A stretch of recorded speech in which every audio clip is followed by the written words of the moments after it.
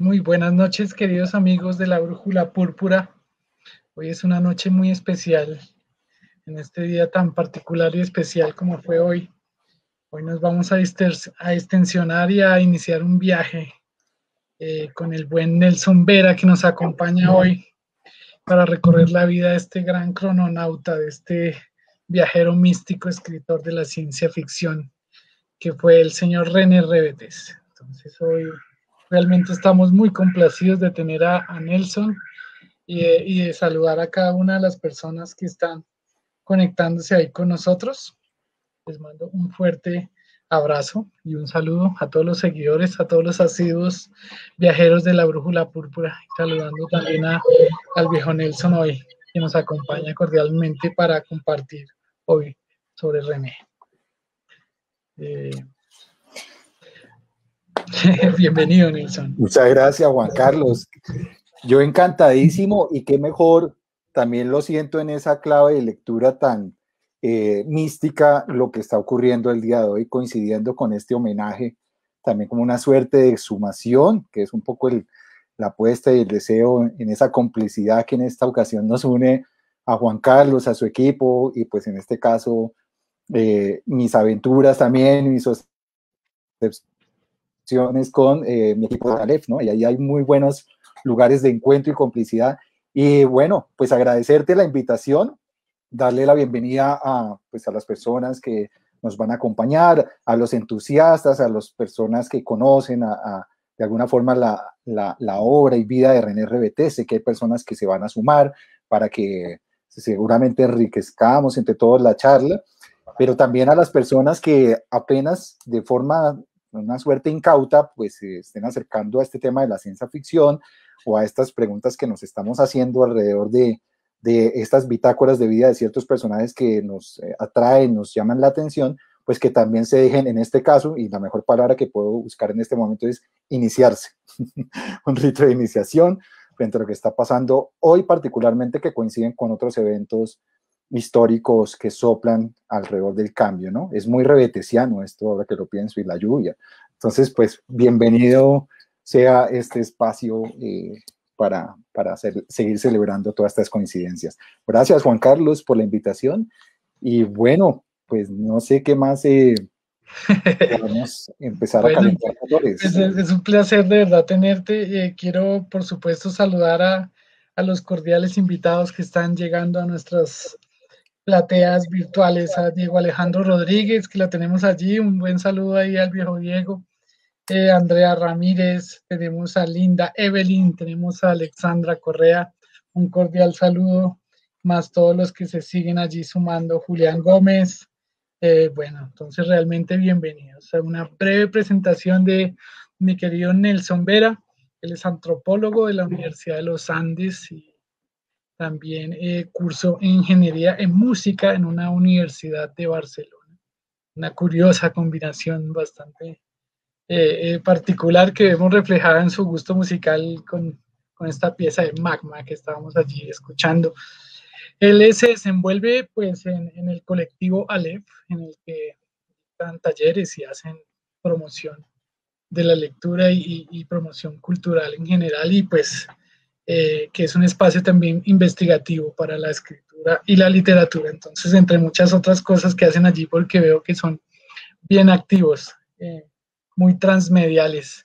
Y bueno, él es Nelson y hoy vamos a hablar sobre este gran personaje, este señor René Rebetes, que tenemos en muy alta estima y que pues del que realmente vale la pena conversar, porque pues es una persona que vemos que está un poco confinada en el olvido, en un muy inmerecido olvido, y creo que el mejor homenaje y la mejor reivindicación que puede tener este inmenso escritor es que lo leamos realmente.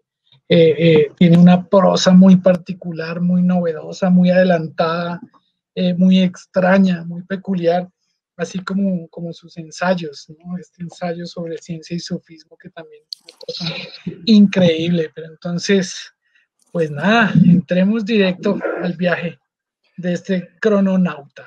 Cuéntanos. Así es.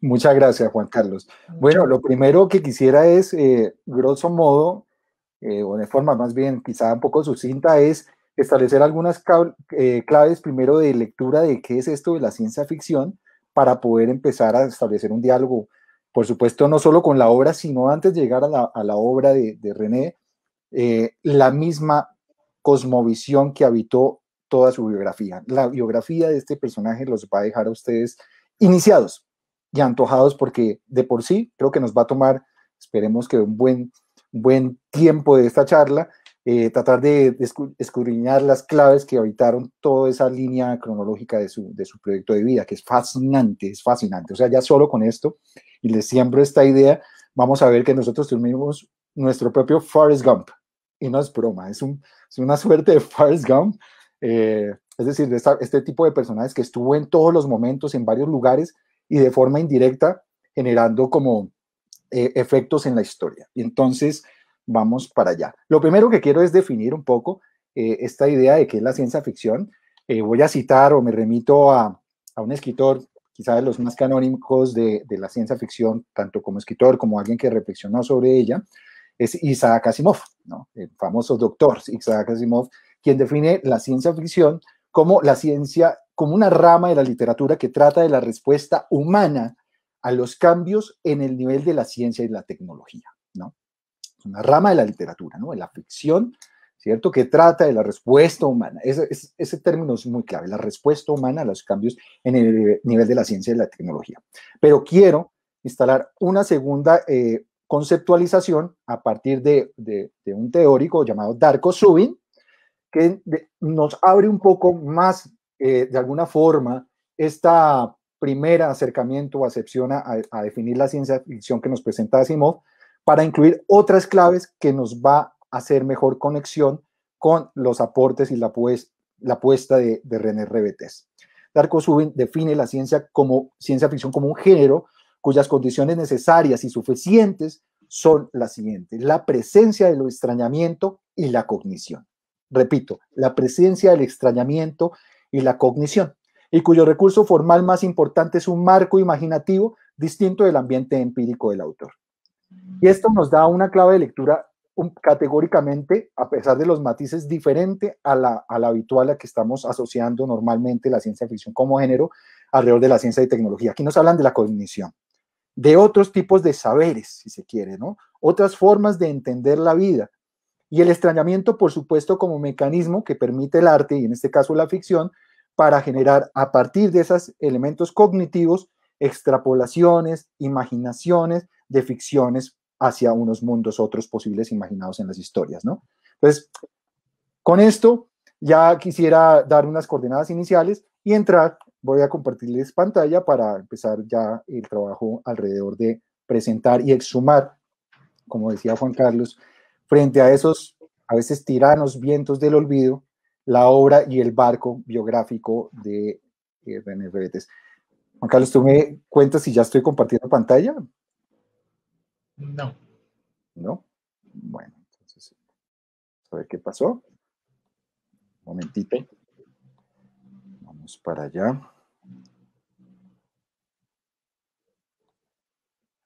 Ahora sí me dices, ¿me cuentas, Sí, por favor? sí, sí, Perfecto. sí. Vale, muy bien. Muy bien. Bueno, vamos a presentar a este personaje tan increíble llamado René Rebetés. Él nace en Subachoque en el año de 1933 y muere en la isla de Providencia en 1999. Pareciera pues así que él estuvo, digamos, habitando su periplo y su estancia en esta vida en Colombia, pero vamos a ver que no es así. Por eso se titula la charla, ¿no? El bucanero místico de la ciencia ficción, y vamos a entender esas tres, digamos, palabras por separado y en asociación, porque el bucanero es no solo lo que representa aquí el personaje con su pañoleta, sino también toda esa idea del viaje, el viaje real, el viaje de los periplos en los años 60 por todo el mundo prácticamente, ¿no? Lo místico lo vamos a ver también, y por supuesto, como les mencionaba, en la ciencia ficción. Y empiezo con esta clave y esta definición tan importante que él mismo realizaba. La ciencia ficción no es solo un género literario, sino algo más, un estado de conciencia. Y esto es categórico. Fíjense el peso y la importancia que le da a la ciencia ficción ya no como un género, ni como un género literario, sino como una forma de ver la vida, una cosmovisión. Primero quisiera, y por supuesto haciendo gala a lo que el mismo René Rebetés exhortaba en sus análisis sobre la ciencia ficción, a entender su vida y su obra en el marco de un contexto sociocultural o estructural que permitió el surgimiento de una subjetividad social como la que va a encarnar René Rebetés. Estamos hablando de la segunda mitad del siglo XX, estamos saliendo de los años 50, comienzo de los años 60, ya sabemos que hemos asistido a 2 guerras mundiales, ¿cierto? Llega el Sputnik 1, ¿cierto? Con Yuri Gagarin ya pueden llegar al espacio y ahí digamos, la tradición de la ciencia ficción empieza a verse comprometida en su capacidad de especular porque pareciera que todo lo que había imaginado, especulado, se encuentra con que ya es real. Y esto empieza a hacer una suerte de giro frente al género, porque esta idea del sense of wonder o esta impronta, ¿no?, que ha acompañado al género, como esa capacidad de sorprenderse, ¿no?, por los avances tecnológicos de la primera mitad del siglo XX, se ven comprometidos, ¿no? A eso sumémosle que la astronáutica avanza y asistimos al alunizaje en 1969, ¿no? A partir de ahí aparecen nuevas ideas históricas y sociales y por supuesto para el género, ¿no? Donde el logro científico quizá ya no es en principio la gran preocupación, sino los cambios de estos sobre la humanidad. O sea, ¿qué influencias ha tenido estos cambios sobre la humanidad? ¿Cierto?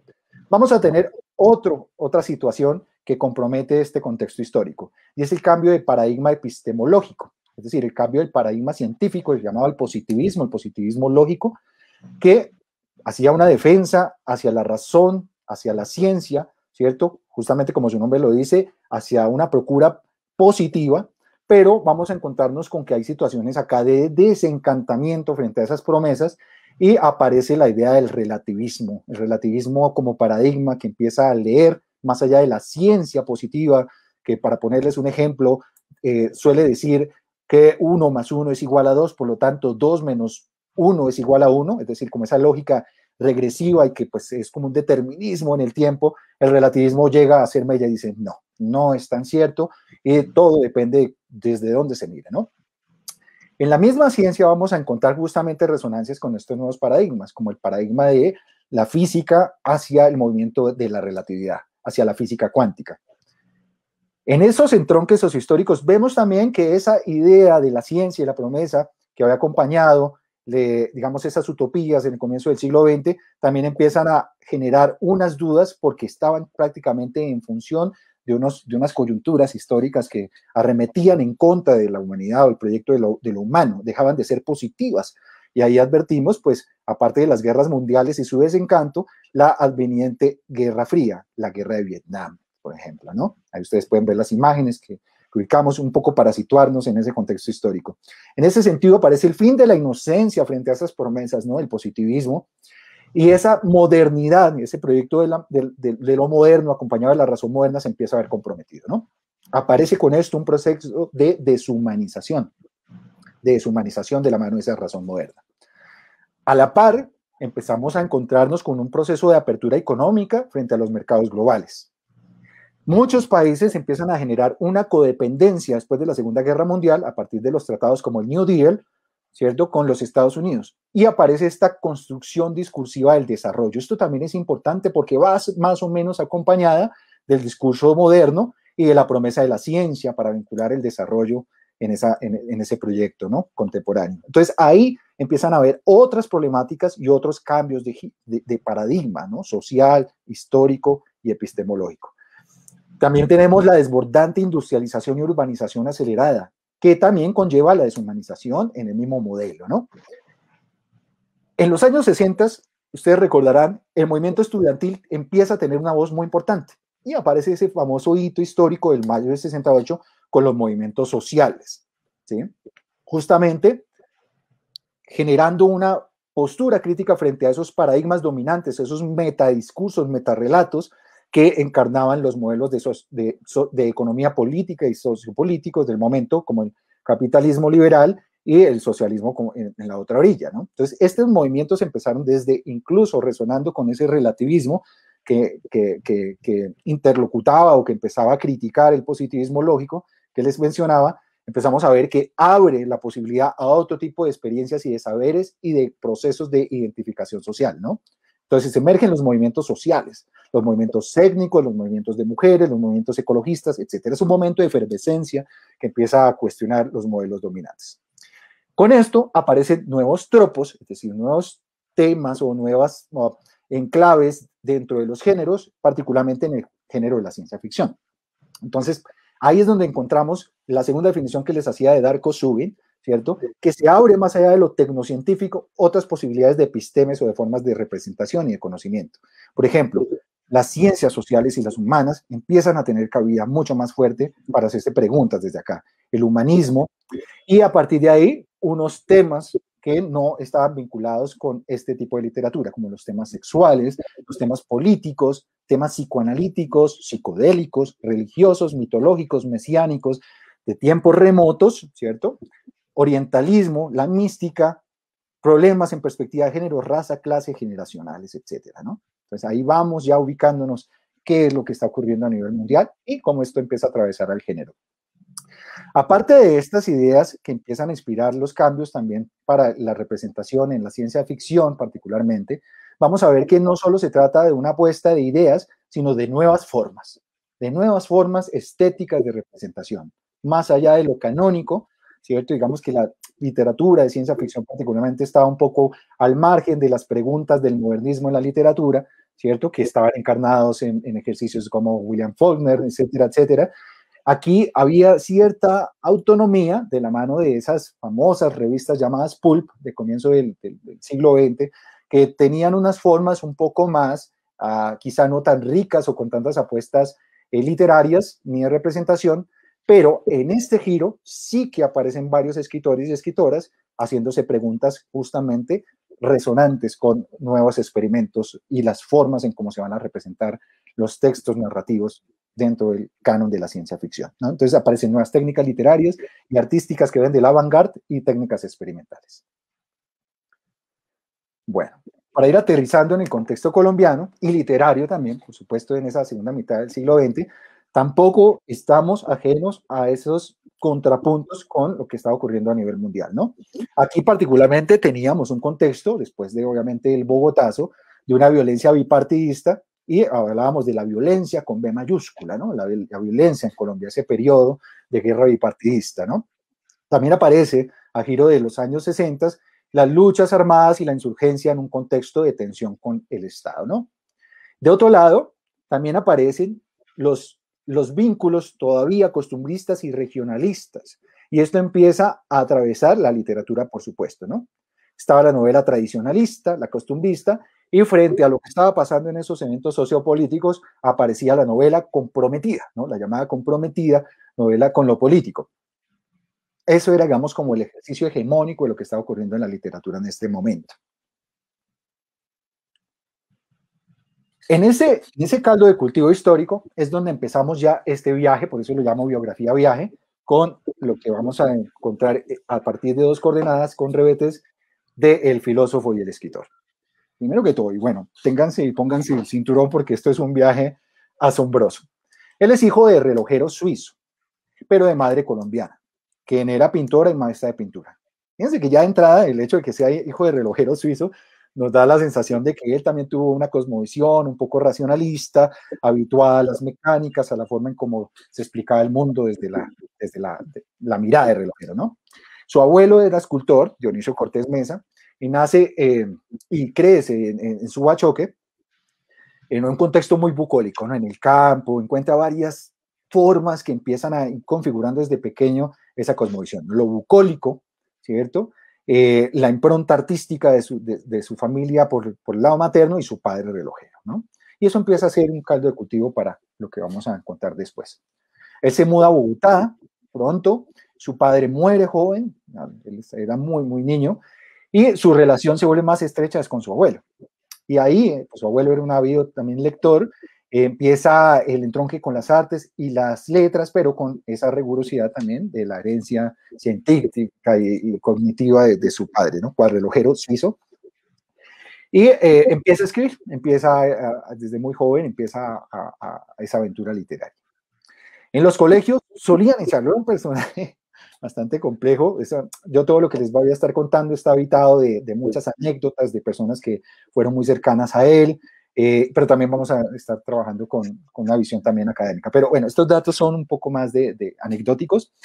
Era una persona muy brillante y llega a influenciar, miren este Forrest Gump, a un amiguito con el que compartía como Boy Scouts en el colegio, que era nada más ni nada menos que Camilo Torres, ¿no? Seguramente ustedes ya lo identifican. El padre ha escrito posteriormente a la sociología, a la teología de la liberación, cierto momento también muy fecundo para esas apuestas desde la sociología, etcétera. Y otras personas fueron muy influenciadas por la presencia y filosofía de René desde muy pequeño.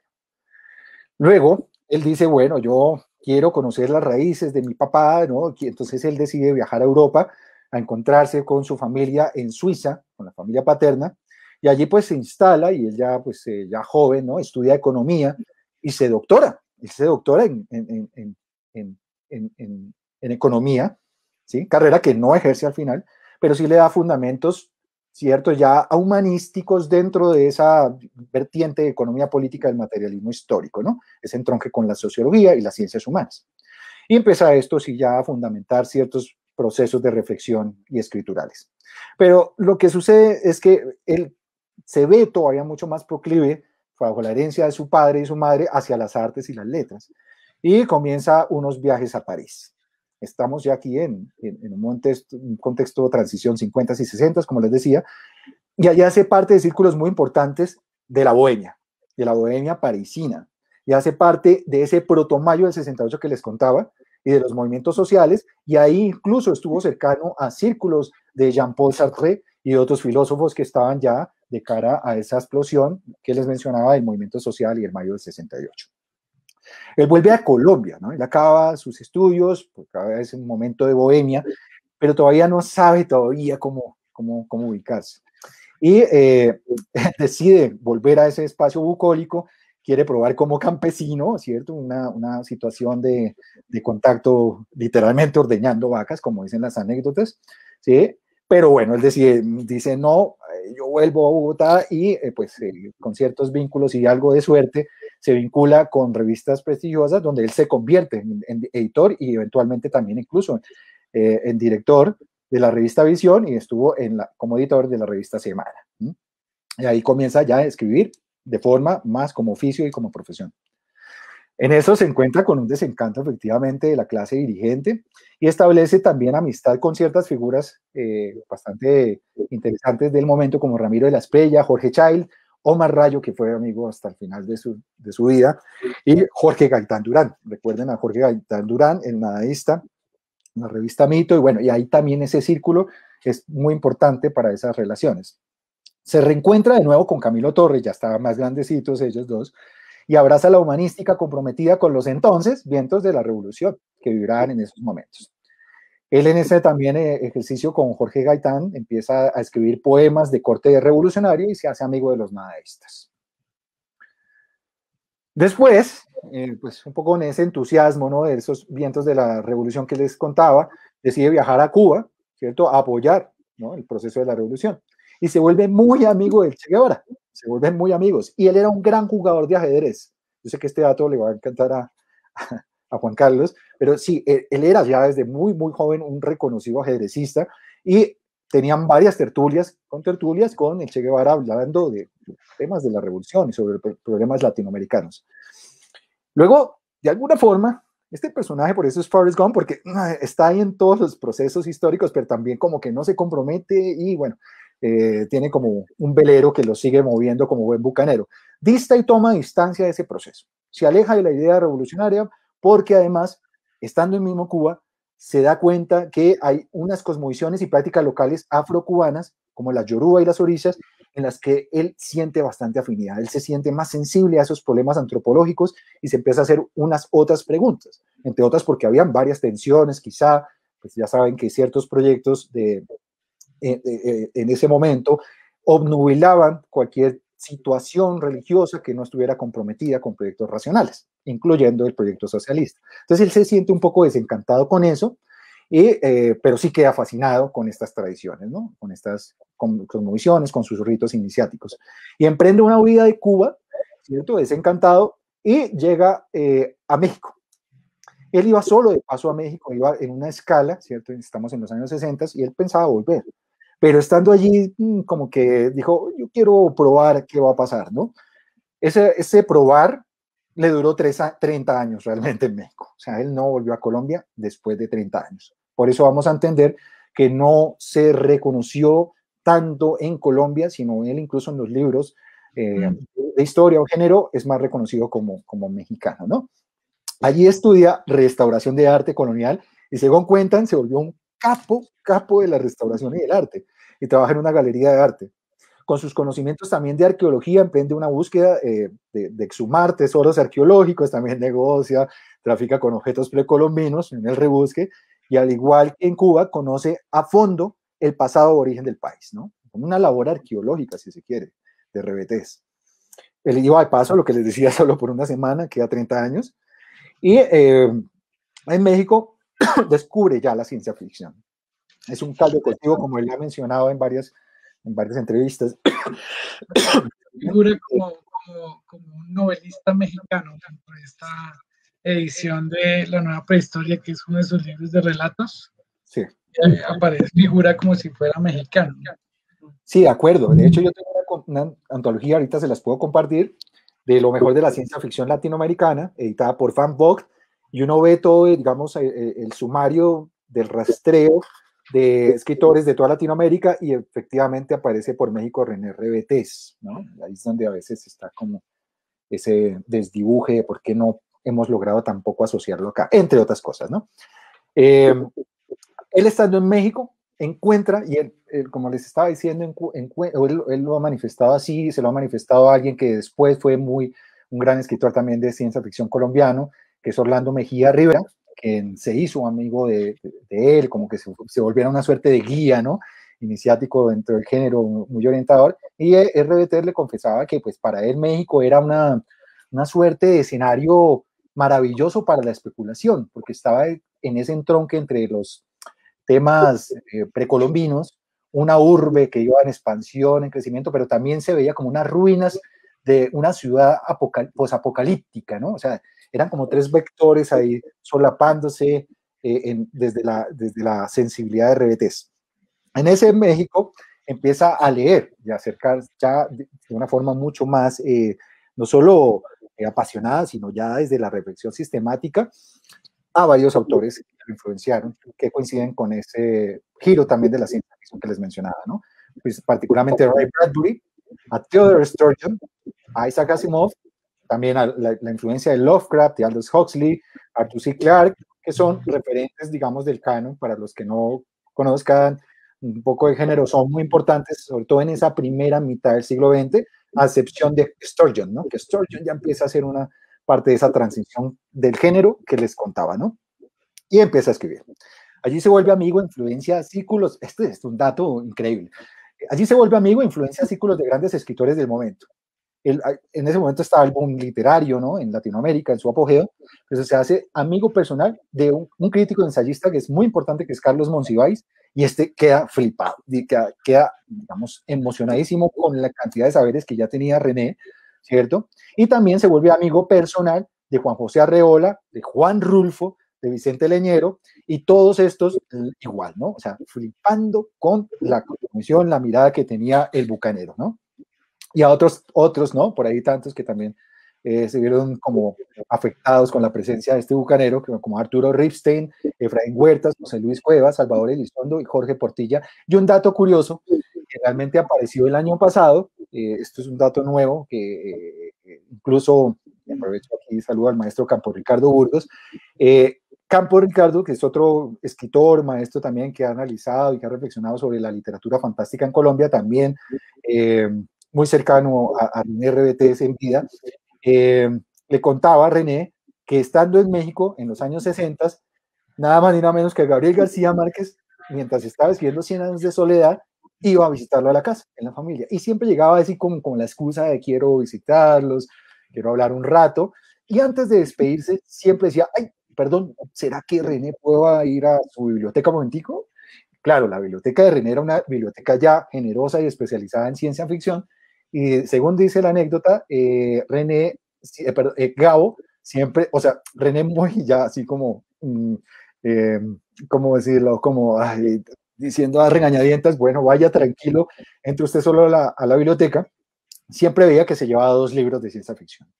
Y luego le dice y nunca, lo más chistoso es que nunca se los devolvió.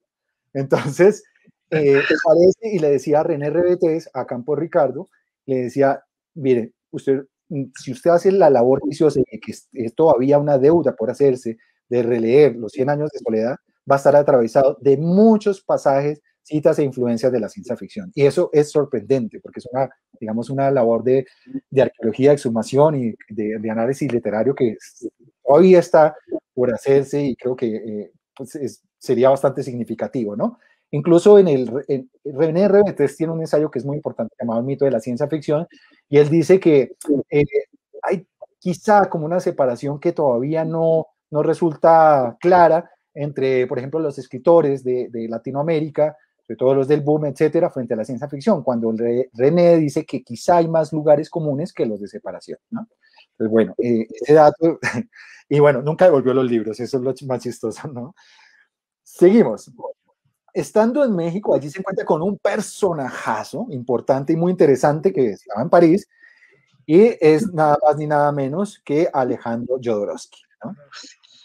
Ahí se encuentran, y ellos dos, como que un asombro mutuo, empiezan a cocinar su complicidad alrededor de la ciencia ficción y de preguntas alrededor de estos ritos iniciáticos, ¿no? De estas cosmovisiones ancestrales de latinoamericanas, etcétera. Y entre los dos deciden la empresa de crear la primera revista seria de ciencia ficción en toda Latinoamérica, Crononautas. Fíjense el nombre tan hermoso, ¿no? Crononautas, los que van a navegar en el tiempo, ¿no? Y esto es a comienzos de los años 60. Y más allá de lo escritural, como les contaba a propósito de este giro en la narrativa de ciencia ficción, de algo que llamaremos la New Wave, la nueva ola en la ciencia ficción, basada en la New Vogue, ¿no? Que son estos experimentos también en el cine francés, sobre todo, de las vanguardias. Esto empieza a permear también los riesgos escriturales de la ciencia ficción. En esta revista, ustedes van a encontrar muchos experimentos de tipo de collage, ilustración, pastiche. Bueno, es una locura. Solo salieron dos ediciones de esta revista y escribieron todos los cercanos a ese círculo de este par de maravillosos personajes, ¿no? Entonces, aparecen varios ejercicios, y además de eso, pues, Jodorowsky venía con la experiencia cinematográfica en esas vanguardias, empiezan a realizar cine juntos. ¿Bien?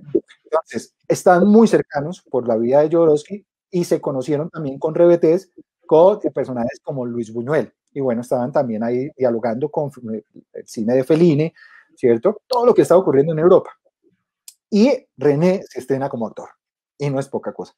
Actúa en una película de corte fantástica llamada Fando y Liz. Seguramente la han escuchado hablar de Jodorowsky. A ver, yo aquí les comparto.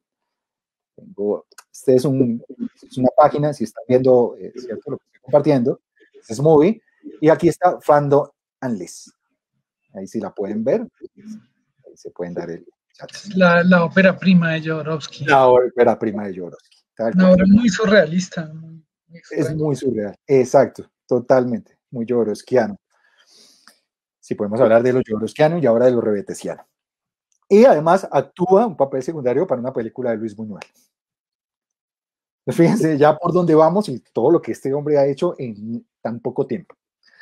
Después, en 1966, escribe que puede considerarse el primer ensayo colombiano, pero no solo colombiano, sino es muy importante como un hito histórico de la reflexión de la ciencia ficción desde y para Latinoamérica, y es un ensayo llamado La ciencia ficción, cuarta dimensión de la literatura. Texto que sorprendentemente, ya lo vamos a ver, es editado por el gobierno de México y es lectura obligatoria a los estudiantes de secundaria en México. Un hito histórico también, porque lo que estaban intentando era vincular una construcción de lectores críticos y reflexivos frente a lo que estaba ocurriendo en Latinoamérica, y qué mejor que la ciencia ficción, ¿no? Ya vamos a desarrollar un poco más adelante esto. Ese mismo año publica también una breve antología de género, que ya se las voy a mostrar, que dan la efervescencia y el impulso de RBTs con el género. En 1967 publica, ya lo vamos también a deconstruir más adelante, su primer libro de relatos llamado La Nueva Prehistoria. Bueno, antes hay otro libro, pero no es de ciencia ficción, ya lo veremos. Y empieza un trabajo a través de los medios audiovisuales masivos de México. Hay un encuentro en la televisión mexicana organizado por su amigo Álvaro Mutis, que pues, ustedes también recuerdan que era amigo de Luis Buñuel, etcétera, y empieza a compartir panel con los grandes. O sea, invitaron a René porque René ya tenía de alguna forma un nivel, una impronta dentro del género de la ciencia ficción, así sea incipiente, pero ya era reconocido, y está compartiendo panel con nada más ni nada menos, para los que ustedes seguramente reconocen, Italo Calvino, Theodore Sturgeon, Jack Vance, y en otros momentos con Ray Bradbury y Frederick Brown. Así está la cosa con este colombiano que no lo tenemos en los vientos del olvido. Él, como buen ajedrecista, ¿cierto?, comparte con Jodorowsky estas miradas alrededor de estos mecanismos de vaticinio, en el caso de Jodorowsky con el tarot, ¿no?, como filosofías, como sistemas también de representación y de especulación, ¿no? Otras formas más allá del saber tecnocientífico. Por eso él les hacía la precisión de que aquí estamos en otros dominios cognitivos. Entonces, repiensan la ciencia ficción con estos elementos de otros saberes, tanto afrocaribeños como indígenas en México. Desde estos saberes, Rebetes empieza a encontrar conexiones con tradiciones orientales milenarias. Ya no le bastó a este bucanero lo que había vivido entre México y las cosmovisiones de Cuba ancestrales, sino dijo, no, esto es más grande y me está resonando algo mucho más grande. Entonces ya le coquetearon las tradiciones orientales milenarias. Con Juan José Arreola, por supuesto lo deben identificar, magnífico escritor, ¿cierto?, satirista también, de esa parte de ese boom del realismo mágico. Tiene un espacio en la televisión mexicana donde habla con rebetes de ajedrez, ciencia ficción y saberes milenarios. Esto lo lleva entonces, con esa idea de seguir haciendo conexiones, a acercarse al sufismo. Se convierte en bailarín, de dervish, ¿no?, de las prácticas. No sé si lo tengan presente. Estos dervishes son estas personas que empiezan con faltas largas a hacer vueltas, ¿cierto?, para hacer cierta conexión mística con el universo, y empieza a acercarse a los círculos de Gurdjieff. Gurdjieff, para quienes no sepan, es un filósofo ruso que fue muy importante, un místico, un profesor muy espiritual, ¿no?, pero también era compositor, un personaje muy interesante que en su sistema, ¿cierto?, un sistema que él elabora, trata de encontrar los lugares comunes entre la representación del fakir, que es este término del Islam, del sufí musulmán, ¿no?, para una persona mística, el monje budista, y el yogi de la India, el yogi hindustani, ¿no? Entonces, nada más ni nada menos que René Rebetes estudia con Gurdjieff y hace parte de esos círculos. Viaja a Estados Unidos también y él empieza a hacer conferencias sobre esto, sobre el sufismo. Alrededor de esto, este hombre hay que leerlo en todas las cosas que hacía a la vez, se estrena como director de cine, aparte de su trabajo con Jodorowsky, y empieza a trabajar como escritor y productor de nuevo cine mexicano. Y a partir de esta experiencia, en palabras del dramaturgo Carlos Moyano, que también era muy cercano y amigo de Rebetes, crea el documental La Magia, que ya lo vamos a ver más adelante, a comienzos de los años 70, exactamente en el 72, donde Rebetes decía hacer un trabajo de campo que viene en una película que es entre documental y argumental al mismo tiempo, en búsqueda de la tierra incógnita de los ritos de iniciación mágicas en los ritos de mazatecos, en las ceremonias de vudú entre los haitianos, en los misterios del yagé, entre los indígenas del río Pirá-Paraná, en las selvas amazónicas, en Brasil y en Colombia también, y en las proporciones alteradas de los rituales y chamanismos urbanos que habían emergido de modo insólito entre los jóvenes de los años 60, dada la psicodelia de la época, ¿cierto? Ya saben, ¿no? Mayo del 68, hipismo, etcétera, al ritmo del LSD, ¿no? El título de la película es Magia, tiene como pretexto fragmentos elegidos del Popol Vuh, el libro sagrado de los mayas, e incluso hay aparición de María Sabina, ¿no?, la famosa chamana de México. Increíble. Hay más datos, pero son muchas anécdotas, pero bueno, solo por contar una. Él mientras estuvo en Haití, o sea, ojo, este documental lo hizo con trabajo de campo, o sea, él viajó a todos estos sitios, cuando nadie ni siquiera hacía este tipo de etnografía y mucho menos etnografía visual con este tipo de apuestas. Esto es muy pionero y a nivel mundial. Entonces, bueno, hay una anécdota que es que él estaba en Haití y pues había digamos, había en ese momento una suerte de situación sociopolítica de dictadura y no les gustó mucho al gobierno la presencia de estos personajes, particularmente en rebetés. Y él parece que, ahora no recuerdo muy bien el detalle en precisión, pero sí él estuvo como comprometido incluso a su situación, ¿no? Vital. Entonces, bueno, esas son cosas que este bucanero logró escapar con suerte para una época que estaba obviamente políticamente cargada de muchas situaciones. Es el Tíbet, ¿no? O sea, realmente sí, esa experiencia que tú dices del encuentro con esos saberes milenarios es totalmente definitiva y hay unos cuentos en donde se siente esa presencia espiritual pues de una forma absolutamente explícita y digamos pues todas estas reflexiones que se suscitan también en el libro de la Odisea de la Luz, con todas estas formas de vivenciar el sufismo, entrañan como la visión de esta persona que realmente está practicando y viviendo todos estos saberes espirituales, no solo desde la escritura. Y yo pues hay una novela que me gusta mucho a propósito de su amigo Alejandro Jodorowsky, que es Donde mejor canta un pájaro. René Rebetés parece un puro personaje de esa novela, o sea, con esta cuestión de ser bailarín también. Recordamos que Jodorowsky estuvo trabajando con este mimo Marcel Marceau. Bueno, sí, sí. era una época muy interesante también porque a la par de estos desarrollos espirituales de los que tú hablas, el arte también estaba convergiendo en unas nuevas formas y expresiones. Entonces, me parece que realmente sí es apasionante la vida de este personaje. Es una cosa, parece un personaje de novela, es una cosa increíble. Es un Forrest Gump muy psicodélico, muy transdisciplinario, lleno, dotado de saberes. Y aquí apenas vamos en una primera parte de su vida. Es absolutamente asombroso, digamos, ya su biografía ya da para seguir escudriñando y excavando, ¿no? Obviamente esto se va a ver reflejado, como bien acabas de mencionar, en sus registros literarios, en sus dominios artísticos. Pero ya, digamos que lo interesante, sobre todo lo que acaba de ocurrir con este documental que les acabo de mencionar, es la praxis misma, ¿no? Es el trabajo de campo, no es algo teórico, es alguien que está viajando para vivirlo, ¿no? De primera mano. Sí, una cosa antes de que se me pase es que si alguno de los amables invitados que están viendo esta charla es que nos puede ayudar a conseguir esta película, a nosotros nos ha quedado imposible verla. Sí, Parece sí. que solamente circuló en cines de allá de México un breve tiempo. Mejor dicho, acá en Colombia yo he rebuscado y rebuscado hasta con las personas que son más diestras en desentrañar los recovecos de las películas y no la hemos podido ubicar. Y Miren me muero por verla. Miren lo coqueto, no, Juan Carlos, es que estamos totalmente de acuerdo. Miren lo coqueto en esta misma página Movie, donde ustedes también encuentran Fandom List. Fíjense que aquí aparece, pero no está el clic para darle play. Claro. Es muy tortuoso, ¿no? Bueno, pero sí, debe ser increíble acercarse a esa película. Creo que está en los archivos, sí, en la Cinemateca de México, ¿no? Es lo que he escuchado. Habría que pegarse el viaje y pues, a ver, buscamos el pretexto y nos vamos para allá. Bueno, vamos a seguir con este viaje. Entonces, estando en ese contexto, ¿cierto?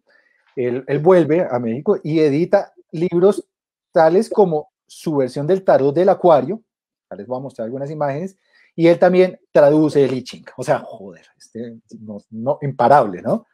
Luego, tras un simposio de filosofía budista, permanece en Japón durante un año. Viajó y a ver, es que lo había olvidado mencionar. Para mí, mi primer acercamiento a René Rebetés fue, yo había llegado a Bogotá, venía a Bucaramanga y tenía como esas exploraciones alrededor de justamente la antropología, venía de la música y la ingeniería, como bien habías dicho al principio, pero algo me hacía falta para el enclave en ese diálogo y era justamente la mirada humanística con esos otros saberes. Entonces, cuando vengo a estudiar una maestría en antropología, un amigo psicoanalista me dijo, no, hermano, si usted está en esta aventura, le recomiendo La Odisea de la Luz. Para mí fue muy impactante haber leído La Odisea de la Luz porque pareciera que este personaje, 40 años atrás, ya se había hecho estas preguntas sobre lo transdisciplinario y abrir los saberes, ¿cierto? Y las cosmovisiones en esta apuesta de buscar un conocimiento holístico. Para mí eso fue muy impactante, incluso después fue que me enteré, y yo era muy amante de la ciencia ficción desde pequeño, me enteré que era escritor de ciencia ficción, fue un poco esa ruta. Y en ese ejercicio, digamos que para mí fue fundamental la construcción de la apuesta de RBTs en un contexto académico. En ese ejercicio, recuerdo que en el año 2001 escuché al que les nombraba, que después se volvió amigo, Carlos Moyano, el dramaturgo, y este dramaturgo duró como, eso fue un evento en la Casa de Poesía Silva, habló de la biografía de RBTs casi como 3 horas, porque estaba lleno de detalles, ¿cierto? Y ahí era increíble todos los datos, incluso hay un dato donde a partir de esa relación que tenía entre la conexión de ciencia, digamos la ciencia contemporánea, la física cuántica, con el sufismo, también aparecía cercano y lo habían invitado a los círculos de la NASA. O sea, este hombre también como que fue conferencista en la NASA y era un invitado muy especial. Bueno, Carlos Moyano, el maestro, también está cargadísimo de anécdotas, ¿cierto? Pero cada vez que aparecía como una situación así que parece una elipsis de escaleta, cada uno de estos ítems que estoy nombrando, ¿cierto? En ese, por ejemplo, evento, cuando viajó a ordenarse en Japón, se ordenó de monje, o sea, él iba, pero no iba de paso, o sea, realmente asumía lo que les mencionaba, el trabajo de campo, pero la iniciación mística en cada una de estas tradiciones herméticas. Y pues en este caso, lo que recuerdo, Carlos Moyano decía, no, él se ordenó tal cual, como monje, ¿no? Entonces, en esas también traduce y prologa el tratado de budismo zen llamado el Libro del Dragón, escrito originalmente por Gudo Nishijima. ¿Mm? Ahí tenemos otra, o sea, tradujo el I Ching y luego esto. Luego vuelve y recorre los Estados Unidos, donde entra en contacto con derviches iraníes, ¿no? Ahí empieza ya a penetrar más en esa tradición mística de herencia persa. Nelson, Sí. a propósito de eso, yo quisiera leer un pequeño apartado del libro que tú mencionas, Sí. porque me parece fundamental lo que tú estás diciendo en cuanto a su visión holística e integral del conocimiento y de la vida. Y esta frase me pareció definitiva para poderlo entender. Dice, una mente fraccionada no puede reconocer la unidad. El hombre necesita unificar su mente para rescatar su propia esencia, esencia con mayúscula, y los significados perdidos de todas las cosas. Tal es la enseñanza del sufismo. Entonces realmente ahí se entiende como por esa visión, por qué obedece a esa integración entre todas las cosas. Me parece fantástico y él además pues hace mucho hincapié pues en el sentido literal de la palabra religión en cuanto es una es religarse con la unidad. Entonces, en esa medida, es muy interesante esa visión del ser integral, del ser que conoce muchas cosas. Y ahí como otro, el datico de el I Ching, la versión que hizo fue con las ilustraciones de Omar Rayo. Cada carta Sí, sí, sí.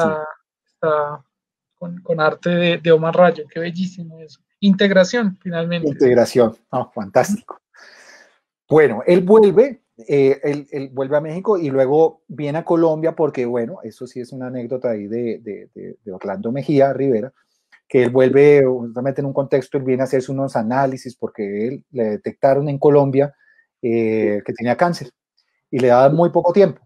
Y él estaba ya desprovisto, digamos, él decía, no, pues yo ya estoy tranquilo. Viajó a Providencia porque su mamá lo había llevado de muy pequeño a Providencia, tenía como cierto vínculo ahí emocional desde la memoria con la isla, y allí conoció a su esposa, y esta esposa le dijo, no piense en esa vaina, o sea, viva el presente, ¿no? Esa coincidencia ahí también muy budista, viva el presente, le dijo la esposa.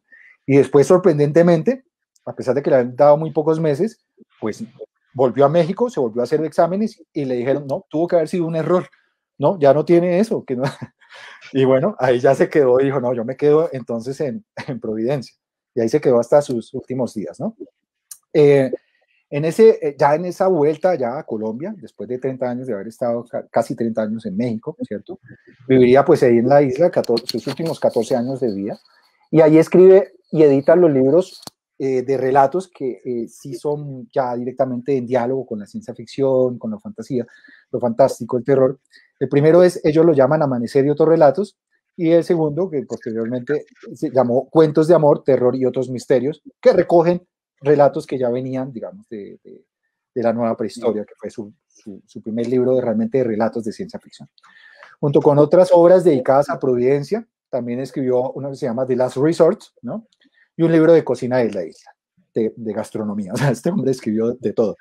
En esas también empieza a curar la primera antología de ciencia ficción en Colombia, ¿cierto? Producto con unos presidentes que él crea, abre el espacio del primer concurso nacional colombiano de narraciones de ciencia ficción en 1997, y a partir de esos ganadores o escogidos, edita el libro Cuentos de Ciencia Ficción en 1998. Pero él dice que quedaron muchos referentes por fuera de ese concurso y él quería, digamos, con ese impulso, editar lo que se convertiría en la primera antología de ciencia ficción en Colombia, llamada Los Contemporáneos del Porvenir. Dato curioso, en ese concurso estuvo tanto Rebetés de jurado como el maestro Antonio Mora Vélez, que es de alguna forma contemporáneo también con Rebetés, bueno, vino un poco después, y el ensayista, poeta y novelista William Ospina. Ya les voy a contar, Contemporáneos del Porvenir está tomado de justamente un ensayo de Carlos Monsiváis, su amigo, que aparece en estas revistas crononautas que hicieron con Jodorowsky. A mediados de los 80, no se puede quedar quieto el bucanero y decide viajar a Turquía, donde conoce de cerca el sufismo, lo que lo motiva a escribir su obra mística en diálogo con la ciencia contemporánea, La Odisea de la Luz, que ya es la que hemos estado hablando y que Juan Carlos ha venido regalando estas citas, donde establece un paralelo entre la filosofía sufista y los avances de la ciencia contemporánea. Dentro de esos datos que les mencionaba de Carlos Moyano, también dice que se ordenó, o sea, que también tuvo una iniciación completica, no es una cosa de paso de turismo, no, se inició en ese contexto turco en el sufismo. Y antes de su muerte, pues ya él escribió, parece que quedaron unos pendientes, que era un libro sobre el ajedrez, ¿cierto? Pero con una visión también, llamémoslo, mística y premonitoria, ¿no? Él también como que dotaba de ese tipo de lugar del presagio al ajedrez, así como su amigo Jodorowsky le asignó al tarot varios efectos de este tipo.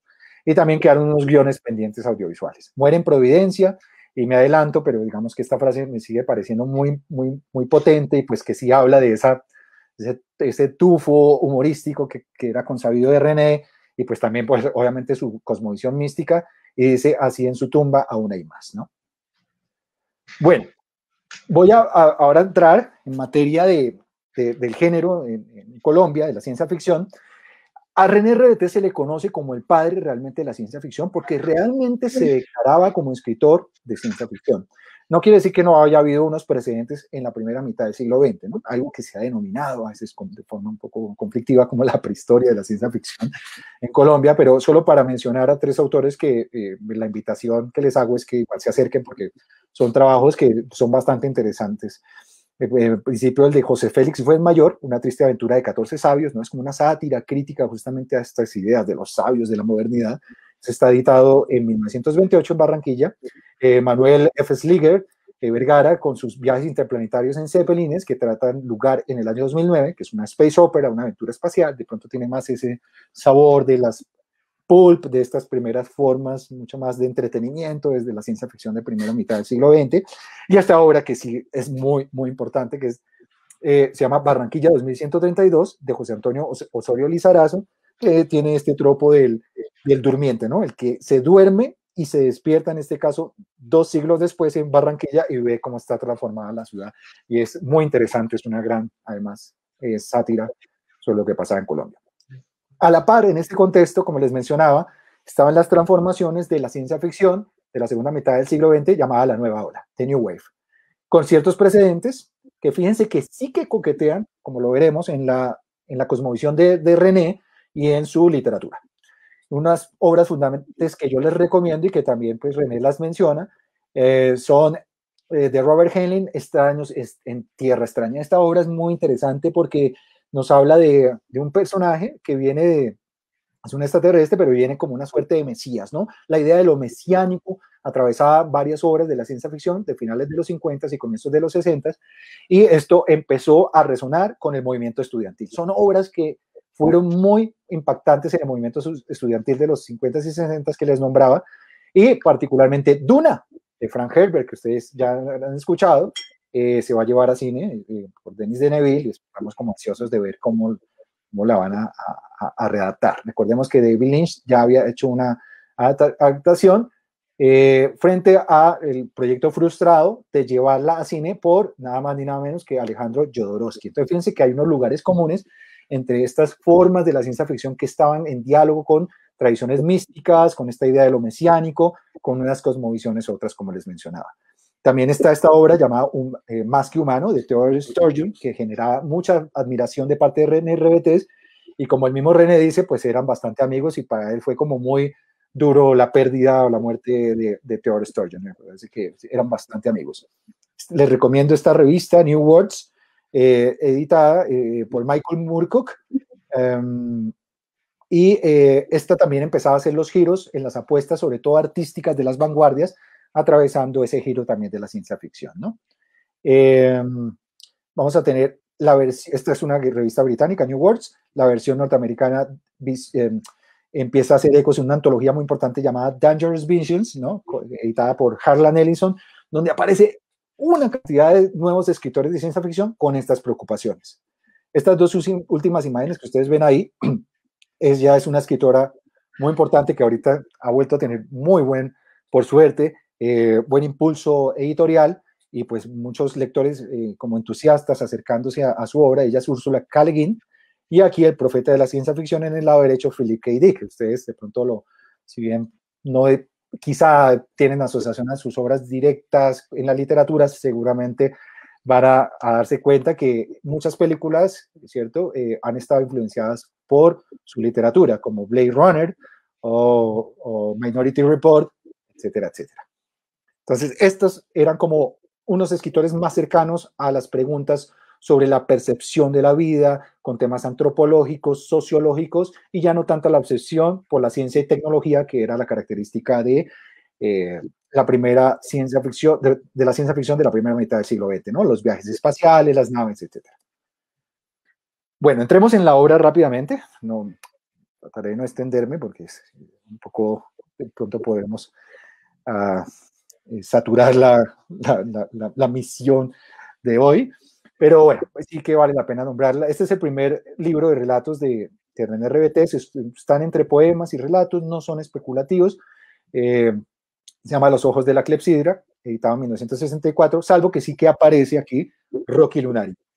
Que curiosamente, y como bien señala el maestro Campo Ricardo, viene a ser tanto el primer relato de ciencia ficción que escribió como el último que volvió a situar en la última antología, que es la antología de ciencia ficción colombiana, donde él se hace mención propia a partir de este relato. Este relato es bastante interesante, ya les voy a contar bien ahorita. Bueno, es prácticamente como la idea de que un humano que está a cargo como de una estación, ay, se me perdió, qué pena, ¿sí? La historia es sobre un hombre aburrido que, cierto, como lleno del tedio, ¿no?, de la modernidad y cierto hastío, tiene el poder de destruir al planeta, ¿cierto?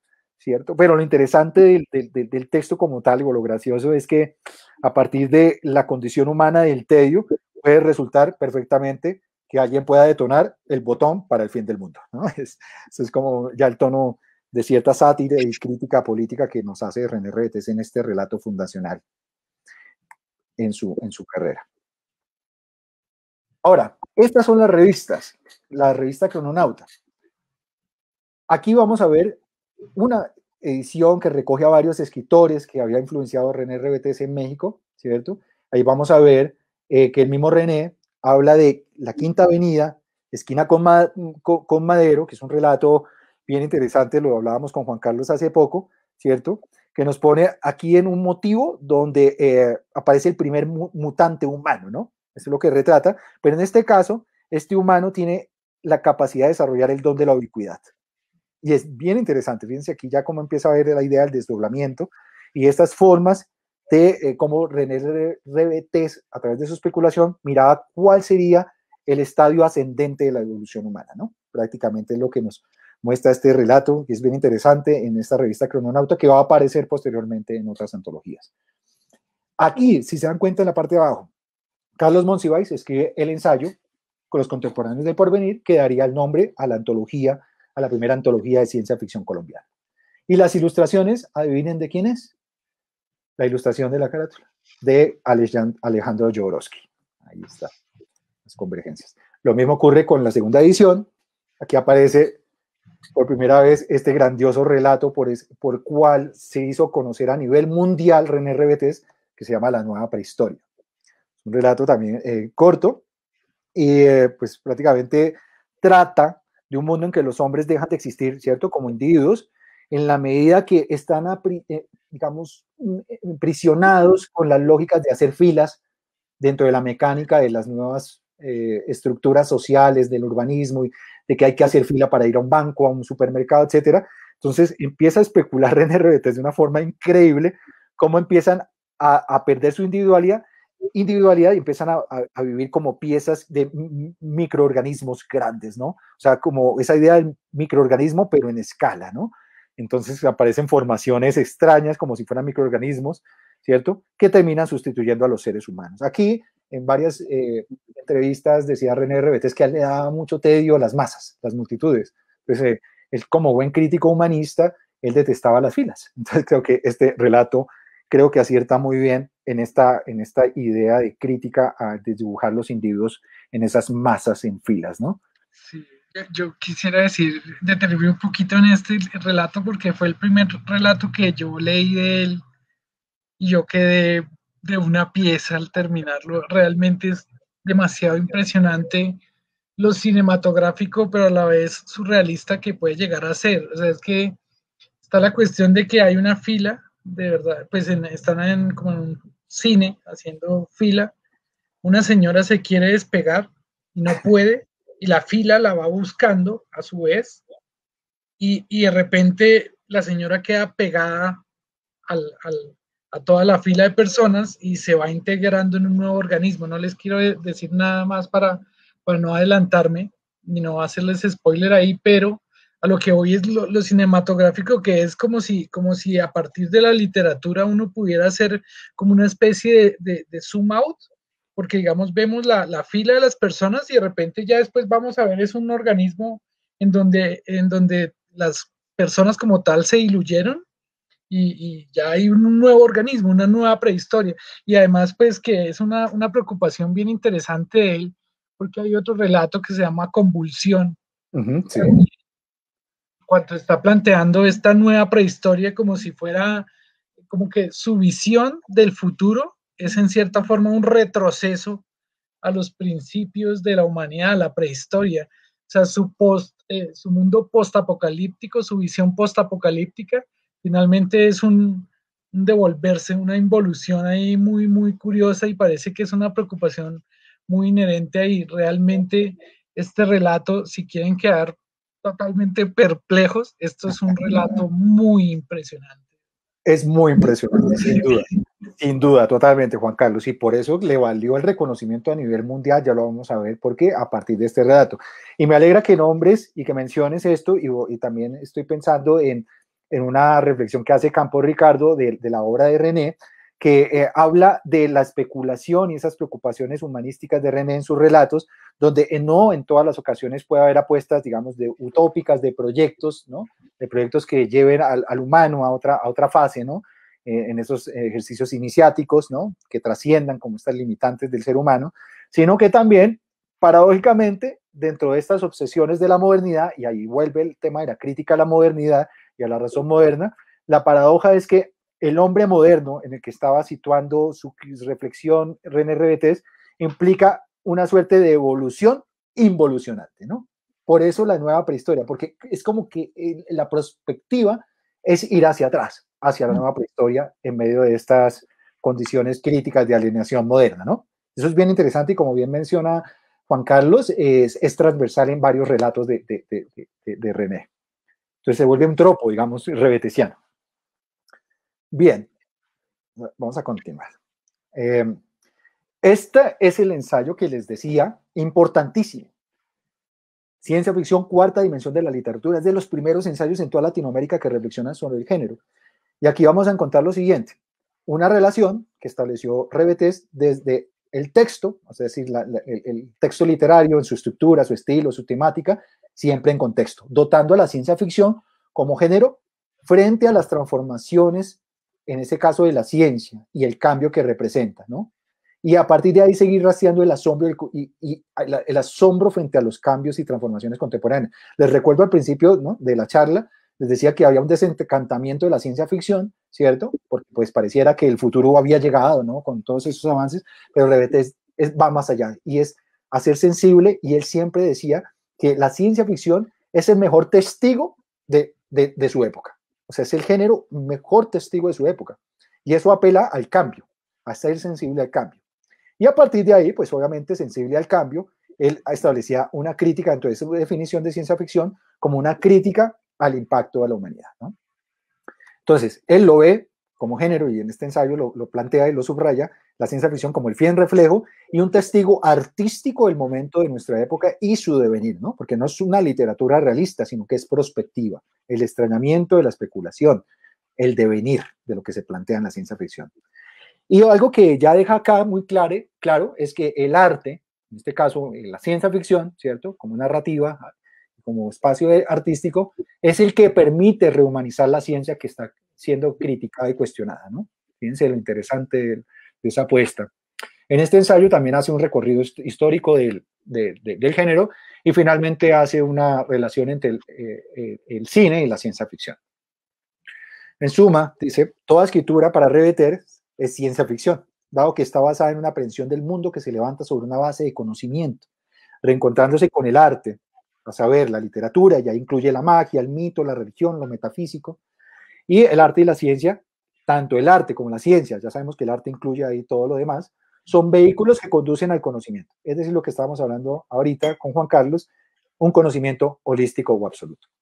Esta definición concuerda con el retorno del sujeto social en esta tendencia de la New Wave que les contaba, en autores como Ursula K. Le Guin, como Philip K. Dick, como Thomas Disch, como James Graham Ballard, ¿cierto?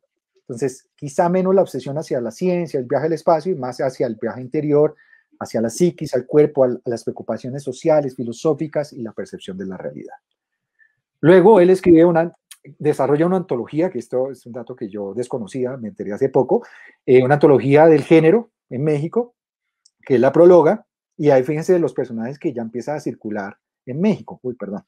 Edgar Allan Poe, con El poder de las palabras, parece que él es el mismo que los traduce, La guerra de los mundos de H.G. Wells, La ciudad de Ray Bradbury, El Harker es una bestia feliz de Sturgeon, La civilización oxidada de Gerald Griffin, y él incluye acá un relato también muy interesante que se llama El alegre planeta, que nos muestra prácticamente un mundo sumido en una especie de perversa alegría, ¿no? Está prohibido como no ser alegre, ¿no? Se evita el sufrimiento. Entonces, aquí un poco la crítica que establece René es que al evitar la posibilidad de sentir tristeza, ¿no?, como que estamos anulando la posibilidad de la complejidad y el holismo del ser humano, ¿no?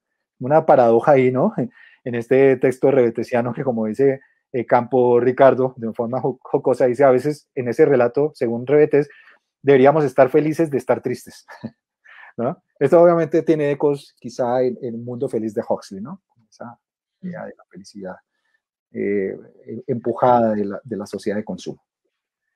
Alegre planeta. Luego tenemos La nueva prehistoria y otros cuentos. Ahora sí, ahí sí puede presumir Juan Carlos. Estos relatos que ustedes ven ahí, pues van a aparecer de alguna forma en nuevos libros que ustedes de pronto pueden conseguir. La verdad, ya se darán cuenta más adelante que es dificilísimo conseguir la obra de René. Por lo mismo, estamos tratando de ver cómo podemos reeditarla, pero todavía es una empresa un poco oscurecida. Pero sí es importante también destacar que pueden mirar o hacer un rastreo que pues varios de estos relatos pueden estar en otras ediciones, ¿no? Entonces ahí vuelve a aparecer La nueva prehistoria, está El alegre planeta, que ya lo dijimos, Quinta Avenida también aparece, Rocky Lunario, que ya la mencionamos, y aparece, bueno, otros relatos interesantes, ¿no? Por ejemplo, Los Élmidos, ¿no?, que es como un relato muy absurdo, ¿no?, una sátira a la humanidad, a través de la descripción de una raza, ¿no?, dedicada a actividades sin sentido en un planeta semidesértico, pero está realmente hablando es como de nuestras formas de alienación en los medios de comunicación, era algo lo que estaba evidenciando desde entonces Revetés. por más que sea satírico y absurdo y por decir algo estúpido, al final es duro y es uno de los mecanismos de René que uno termina en ese estrellamiento identificándose con que nosotros somos esos personajes, ¿no? Es bastante crítico en ese sentido. También aparece este relato, El monje y la galaxia. Este es bien interesante porque trata de un monje que desde la Tierra es iniciado, ¿no?, por cierta logia cósmica y en un particular entramado que contiene al universo. Y aquí pues nos instala como esta idea del gnosticismo, ¿no?, como esa idea del ascetismo, ¿no?, como un ejercicio de iniciación, ¿no?, y del cual se haya como excluida la mayoría de las masas, ¿no? Aquí sí hay una apuesta crítica del proceso iniciático. Y está este relato. ¿Tú vas a decir algo, Juan Carlos? Sí, este me pareció muy, muy interesante, porque está muy emparentado con el relato de la última pregunta de Asimov, en la medida en que acá hay una máquina. Esto es un monasterio que está encumbrado, está casi perdido de la visión terrenal de lo alto que está, y hay una máquina que resuelve cualquier duda, así como precisamente en la última pregunta. Y un monje la totea, un monje le hace la pregunta de quién le dio a Moisés las tablas de la ley.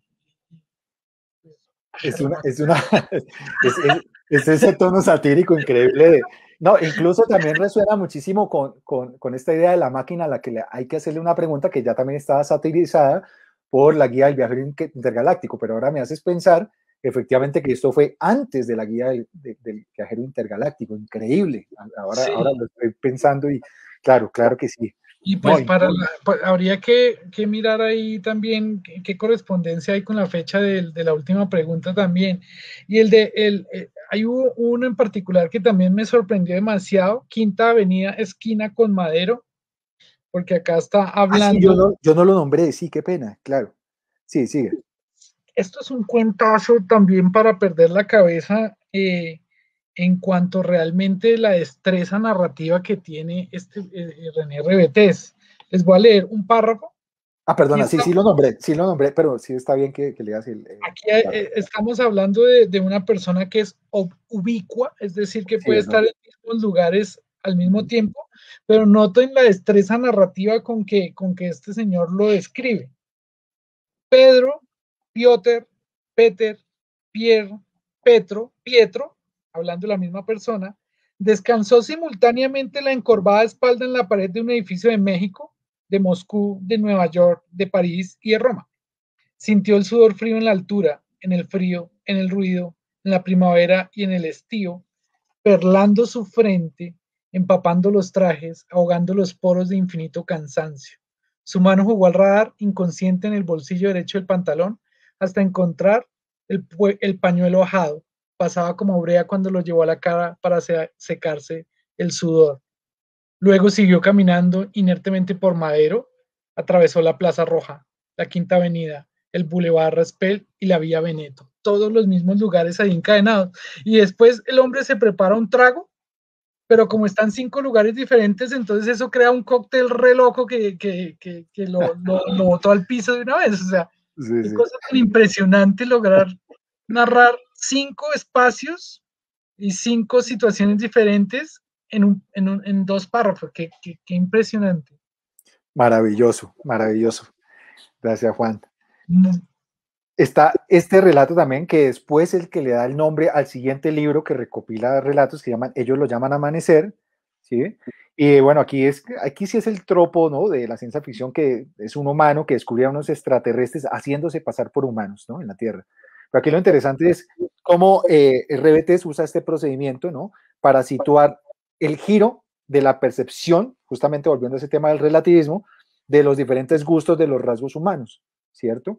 Para justamente un poco cuestionarnos hasta qué punto estamos llenos de prejuicios, ¿no? Entonces, esos extraterrestres haciéndose pasar por extraterrestres somos nosotros. Otra vez el mismo procedimiento maravilloso de desdoblamiento y el extrañamiento de Rebetés. Bueno, hay otros relatos ahí interesantes, pero bueno, podemos pasar. Bueno, este sí me gustaría. Magia Negra, estableciendo justamente como una suerte de especulación, de una fantasía humorística que se burla del racismo estadounidense y pinta un mundo donde toda la humanidad en medio de ese racismo se empieza a tornar de raza negra, ¿no? Entonces ahí ya nos establece también esa crítica satírica, ¿no? Que pues al que no le gusta se le dan dos tazas.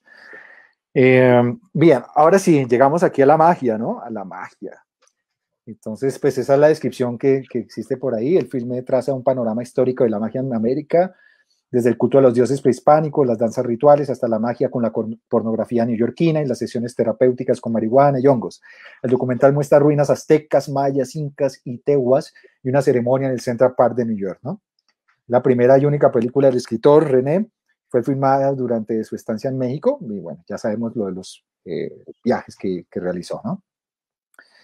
Bueno, vamos a ver si alguien de verdad la conocen, por favor háganoslo llegar. Recuerden que les estaba contando que René Rebetes a nivel mundial se hizo conocer con La Nueva Prehistoria, ¿no? Nada más ni nada menos que esta antología que fue nominada en los premios Nebula en ese momento, ¿no? Los premios más importantes de ciencia ficción a nivel mundial, era una de las primeras apuestas para recoger a nivel mundial autores más allá del canon de la ciencia ficción anglosajona. Entonces, fíjense la nómina, para los que ya están cercanos al género, que está compartiendo con René Rebetes esta antología. Aparece Vonnegut, aparece Ballard, Sturgeon, Clark, Wolf, Abdick, Alfred, entre otras cosas. Dato interesante, Abdick decía que quizá el mejor relato de esta antología era el de Rebetes, o sea, la Nueva Prehistoria. Está Bester, Stanislav Lem, bueno, muchos de estos escritores que estaban efervesciendo desde la New Wave y otros un poco más del canon, desde la edad de oro de la ciencia ficción, pero bueno, no importa. Los dos únicos latinoamericanos que aparecen son Jorge Luis Borges con Cleon Orbis Tertius, que por cierto, hago una cuñita en el colectivo, ya vamos a abrir pronto un curso alrededor de Borges, y este jueves mi compañero fantástico Guillermo Zúñiga va a estar hablando de esta obra Cleon Orbis Tertius ahorita les paso el dato, es en una emisora, tenemos un asiento, pero bueno, digamos, todo esto para resumir que esta conexión entre René Rebetes y Jorge Luis Borges no era casualidad, no es casualidad, no, son dos impactantes escritores, magníficos escritores que además tenían unas preocupaciones por fuera de ese canon habitual de la representación realista o de esa literatura comprometida, bueno, todo esto que les estaba mencionando, o el costumbrismo en Colombia, ¿no? René Rebetes es reconocido con La Nueva Prehistoria. Háganme el favor. Peso pesado. Luego vino esta antología, ellos lo llaman Amanecer y otros relatos en el 96.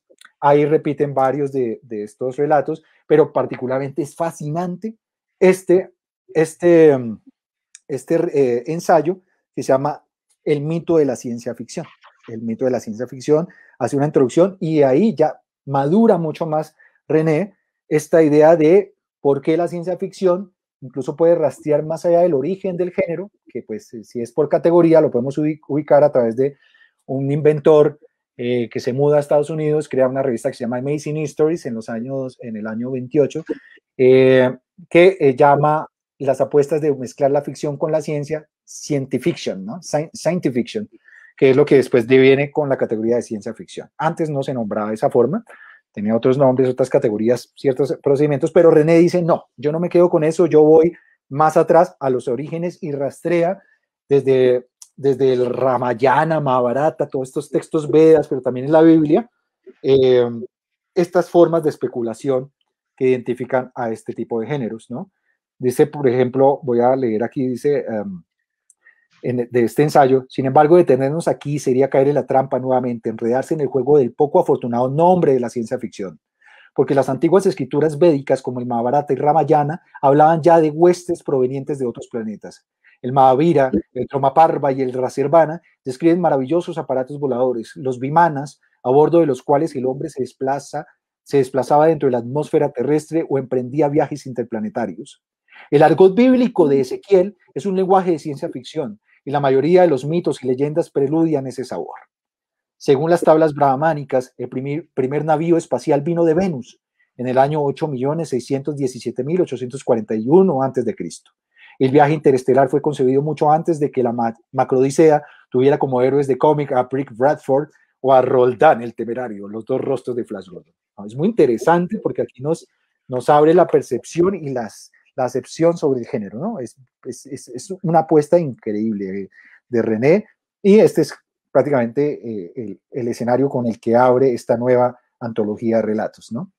Mateo 22-4, yo les recomendé o les puedo, digamos, en la página de nosotros en Aleph, nosotros hicimos un ejercicio de llevar este relato audiolibro, ¿cierto? Con unas imágenes, y en la parte inferior pueden encontrar el relato para que ustedes puedan acceder a esta lectura, ¿de acuerdo?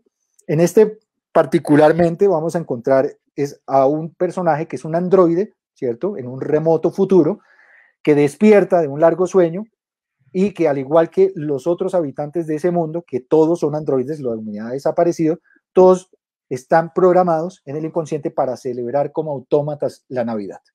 Pero entonces este androide se empieza a hacer preguntas, a reflexionar, pero ¿por qué esto tan repetitivo y sin sentido, no?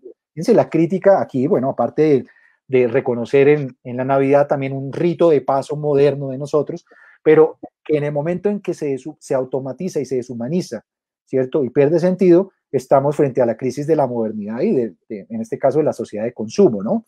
Y la crítica es hermosísima en este relato, no les voy a contar más cosas para que se acerquen a la página y lo lean, pero está obviamente usando de nuevo el extrañamiento de esa otredad, de ese otro, en este caso el androide, para que a lo largo del relato empecemos a sentirnos incómodos sabiendo que está hablando desde nosotros, ¿no?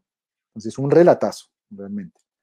Hay otros como Namu, un cuento zen, ya que por el nombre ustedes ya pueden ver el vínculo directo con el budismo zen. Está el anticuario, también es como una crítica a lo desmemoriado que podemos llegar a ser los humanos. Es una persona que llega a una... Yo quisiera leer antes una cita que me llama la atención del cuento anterior de Namu, un cuento zen, que ya la encontré, la estaba buscando, dice en algún momento así, y tratando justamente dentro de la cosmovisión zen, de superar, ¿no? En ese proyecto, llamémoslo poshumano, ¿cierto? Las dicotomías de la modernidad, ¿no? Dice, Namu es el sí y es el no, y no tiene color, porque es todos los colores. No se divide en consciente e inconsciente. No distingue entre el sueño y la vigilia, porque su realidad es el resultado de los dos. No posee una cara interna y otra externa, sino un solo rostro unificado. No reconoce noche y día, bien ni mal, tristeza o alegría, porque ha aceptado que los contrarios forman parte de su ciclo vital. Por lo tanto, Namu, el hombre que ha pronunciado su nombre, es uno solo, de naturaleza inmortal. Bueno, es una frase que me pareció, me sacudió la primera vez que la leí. Namu es el personaje, ¿no? Es un sabio que empieza... No, de hecho, no les cuento, por favor, acérquense, porque es un relato corto pero sustancioso. Si se dan cuenta, bueno, también tenemos acá, se repite Rocky Lunario. Hay un texto que se llama El amor loco, que también está volviendo al tropo de la evolución humana que hace involución, ¿no? Es una relación amorosa de una pareja que se ama y cuyos cuerpos empiezan a ser reemplazados por partes sintéticas para ser más eficientes, ¿no? Otra vez la crítica a la eficiencia a partir de la tecnología. Pero asimismo, pues en esa deshumanización también se compromete el ejercicio pasional, ¿no? O sea, como dicen, listo, no hay pasiones, no hay problemas de pareja, etcétera, pero otra vez estamos en el proceso de deshumanización, ¿no? También está aquí textualmente un cuento sufí, ya su nombre ustedes se imaginarán. Se me olvidaba mencionar, ¿no? René Rebetés, por ejemplo, tanto en Namu, un cuento zen, como en estos otros relatos, a nivel de forma está experimentando con los koanes del budismo.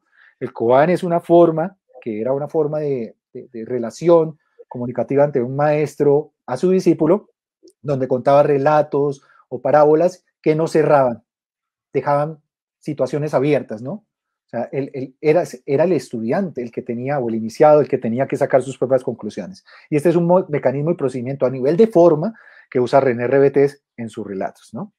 Se me olvidaba mencionar esto. Bueno. Y esta es la nueva prehistoria. Fantástico relato.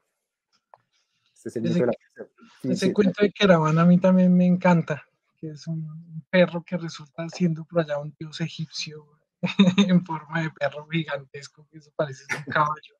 Es muy divertido, pero también muy profundo, muy Muy recomendado. profundo. Sí, sí, sí. Y como para aclarar ahí, pues muchos de los cuentos que están acá en ellos lo llaman el amanecer, están en la nueva prehistoria. Sí, Como el igual 60% de ese libro está contenido en el otro. y como también les había mencionado, en la siguiente antología, ¿no? Están repartidos entre los dos, entonces también si se pueden buscar alguno de estos libros, pues pueden tener la suerte de que no vamos a dejar de gozar con ese primer compilatorio de relatos llamado La Nueva Prehistoria. Bueno, aquí solo por mencionar otra frase, entonces define Rebetés la ciencia ficción en el mito de la ciencia ficción, este primer capítulo de este libro.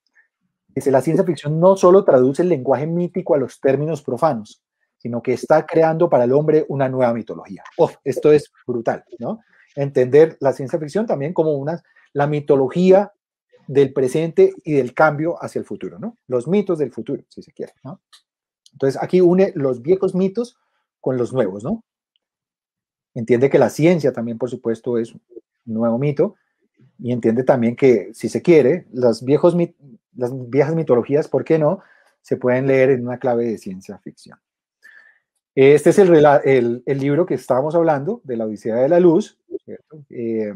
Aquí pueden ver los subtítulos, la primera parte, la sabiduría del desierto, el descenso al microcosmos, el ascenso al macrocosmos, el anillo sin fin, la cibernética, preocupación también que abordaba René Rebetés, ¿no? Y la danza cósmica. Y dice la contrasolapa del texto, la Odisea de la Luz devela la sabiduría del desierto, el mundo desconocido y maravilloso de los derviches, sus maestros y sus rituales bajo una luz completamente nueva. Es un ensayo comparativo de la antigua sabiduría de los sufíes y la ciencia de hoy. Por eso en él van de la mano filósofos de la antigüedad como Rumi y Al-Ghazali, y científicos contemporáneos como Einstein y Planck. La alquimia se interpreta a través de los teoremas de la física cuántica, porque el ayer y el hoy resultan ser cronistas de la misma y eterna odisea de la luz, de la cual el hombre es el principal protagonista. Ese es un libro también un poco complejo de conseguir. Sé que hay un ejemplar en la Luis Ángel Arango, para los que puedan acercarse en Bogotá, a la biblioteca. Y se me olvidaba decirles, Juan Carlos es librero y es mi librero de cabecera, entonces Juan Carlos pueden molestarlo para que logre hacerse a un ejemplar. Este es el siguiente libro de relatos recopilados, ¿no? El amor, terror y otros misterios, que también termina de incluir varios de los relatos que aparecían en la primera antología. Ahí, si se dan cuenta, está Magia Negra también. El segundo, Yantra. Está El Alegre Planeta, que ya les había mencionado, ¿no? El Fabricante de Almas, también es bastante interesante, místico. Bueno. Obviamente, como su nombre lo dice, no todos los relatos son de ciencia ficción, de hecho la mayoría son incluso más de terror, de fantástico, etc.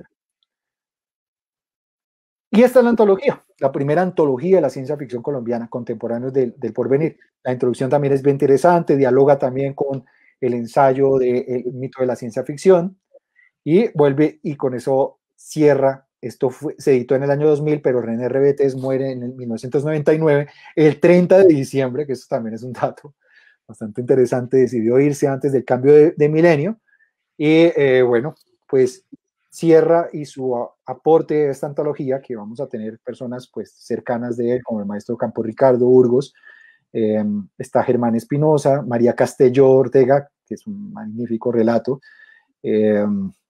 Orlando Mejía Rivera, El Asunto García, es quizá mi relato preferido.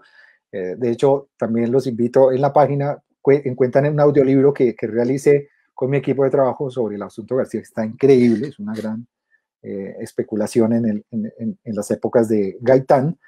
Y bueno, aparece Antonio Moraveles, también el maestro Juan Carlos Moyano. Si se dan cuenta, como este círculo de personas también cercanas a René, que estaban con estas inquietudes, y cierra su aporte con Rocky Lunario, con el relato con el que comenzó, ¿no? Es bien interesante. Y otros textos, ya por fuera de la ciencia ficción, el tarot de Acuario. Aquí se pueden dar cuenta de representaciones del tarot de Acuario con los dibujos bueno, aquí aparece el artista que es Quiz López, ¿no? Y el I Ching, pero entonces en el I Ching están con ilustraciones de Omar Rayo, ¿no?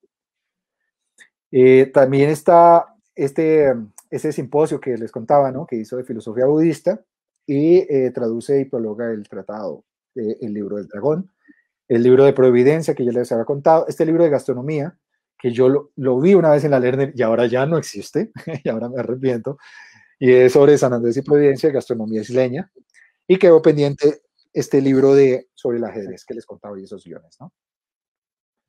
Bueno, ya para ir cerrando, aportes a manera, o yo no sé si Juan Carlos, tú quieras decir algo, yo ya voy un poco a las conclusiones.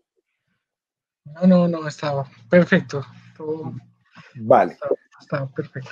Entonces, aquí quizá no quiero, no trataré de no sonar muy académico, pero sí es importante entender estos aportes ya en el contexto colombiano y latinoamericano, en ese entronque del texto en contexto, frente a lo que justamente les inauguraba al comienzo para contextualizar, pero frente a esa hegemonía de la novela tradicionalista y esas novelas comprometidas con lo político, frente a lo que estaba pasando con la violencia bipartidista, la guerrilla versus el Estado, digamos como que lo que se entendía que la literatura tenía que hablar era estas cosas, ¿no? Sí que empezaban a suscitarse otras apuestas, ¿no? Recordemos que también empieza el apogeo del realismo mágico, el realismo fantástico en Latinoamérica, pero René abre, ¿cierto?, de forma vehemente, como ya se dieron cuenta, la introducción de la ciencia ficción. En general, resonando con sus influencias de esta vertiente de la New Wave, que dista de esta ciencia ficción anterior, de la obsesión por la ciencia y la tecnología, el viaje al espacio, estas empresas armamentistas, ideológicamente hablando, norteamericanas, de vincular a los lectores con la fascinación de la ciencia ficción para que pues, se animaran a estudiar ciencias e ingenierías, para que se vincularan con las empresas armamentísticas, ¿no? Entonces, aquí está la ruptura y Rebetes representa y encarna el giro humanístico, ¿no? Entonces, también aparece en esa ficción especulativa de esta New Wave en los años 60 la apertura de género también a dialogar con la fantasía y el terror, ¿no?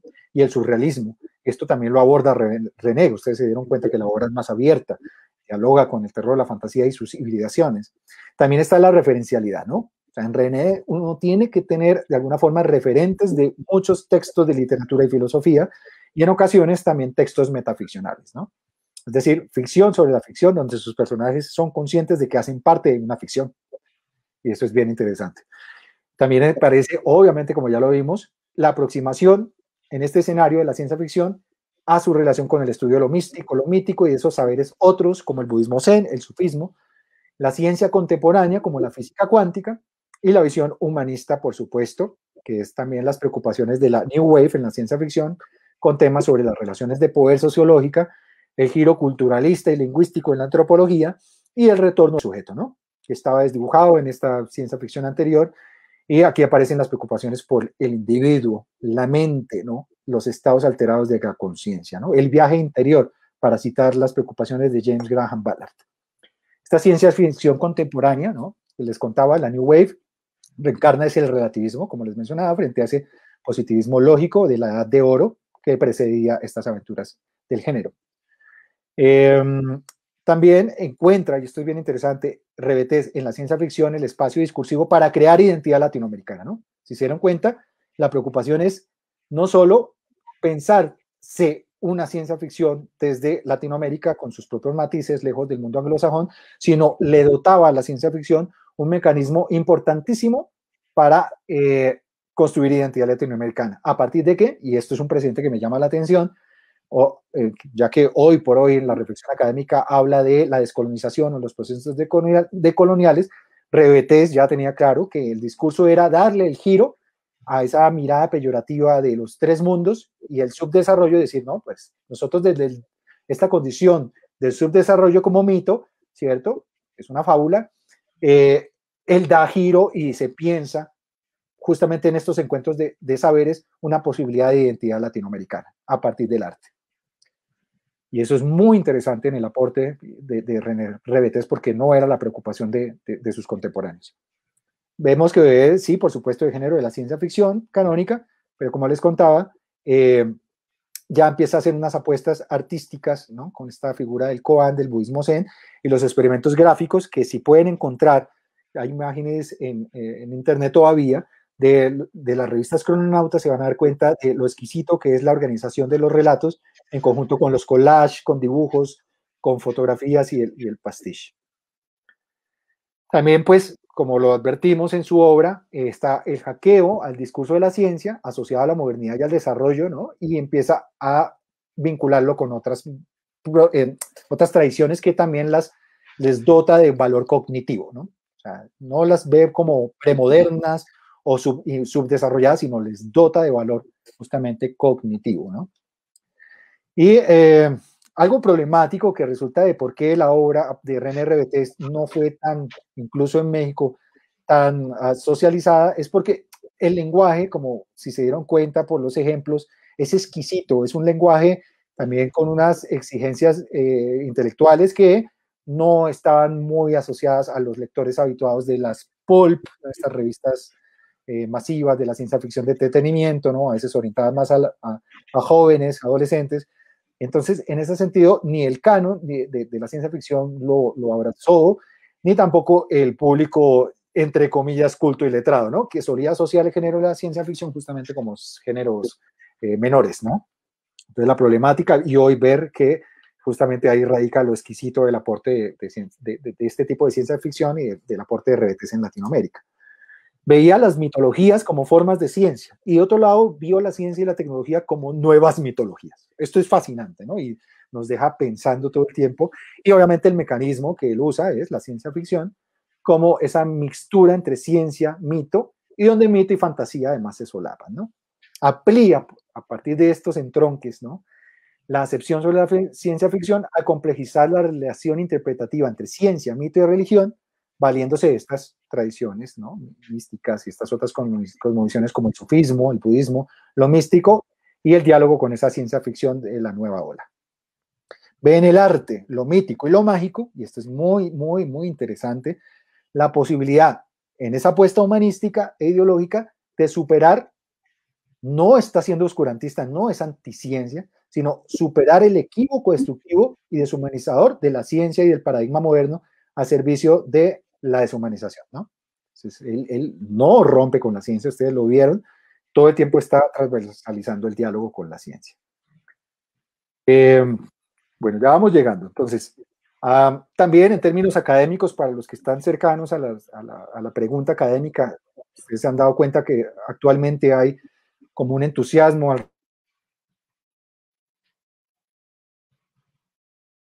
de ciencia ficción latinoamericana que cura el amigo investigador, el maestro Rodrigo Bastidas, ¿cierto? Que también está vinculado justamente con la academia bajo la preocupación académica. Pues aquí lo que observamos es que ese ensayo inaugural que les contaba de la cuarta dimensión de la literatura es muy importante, ¿no? No solo porque define la ciencia ficción, sino porque abre los horizontes para que se siga generando justamente categorías académicas para la reflexión de un proceso de la ciencia ficción en general y en particular en Latinoamérica y en estos contextos locales, ¿no?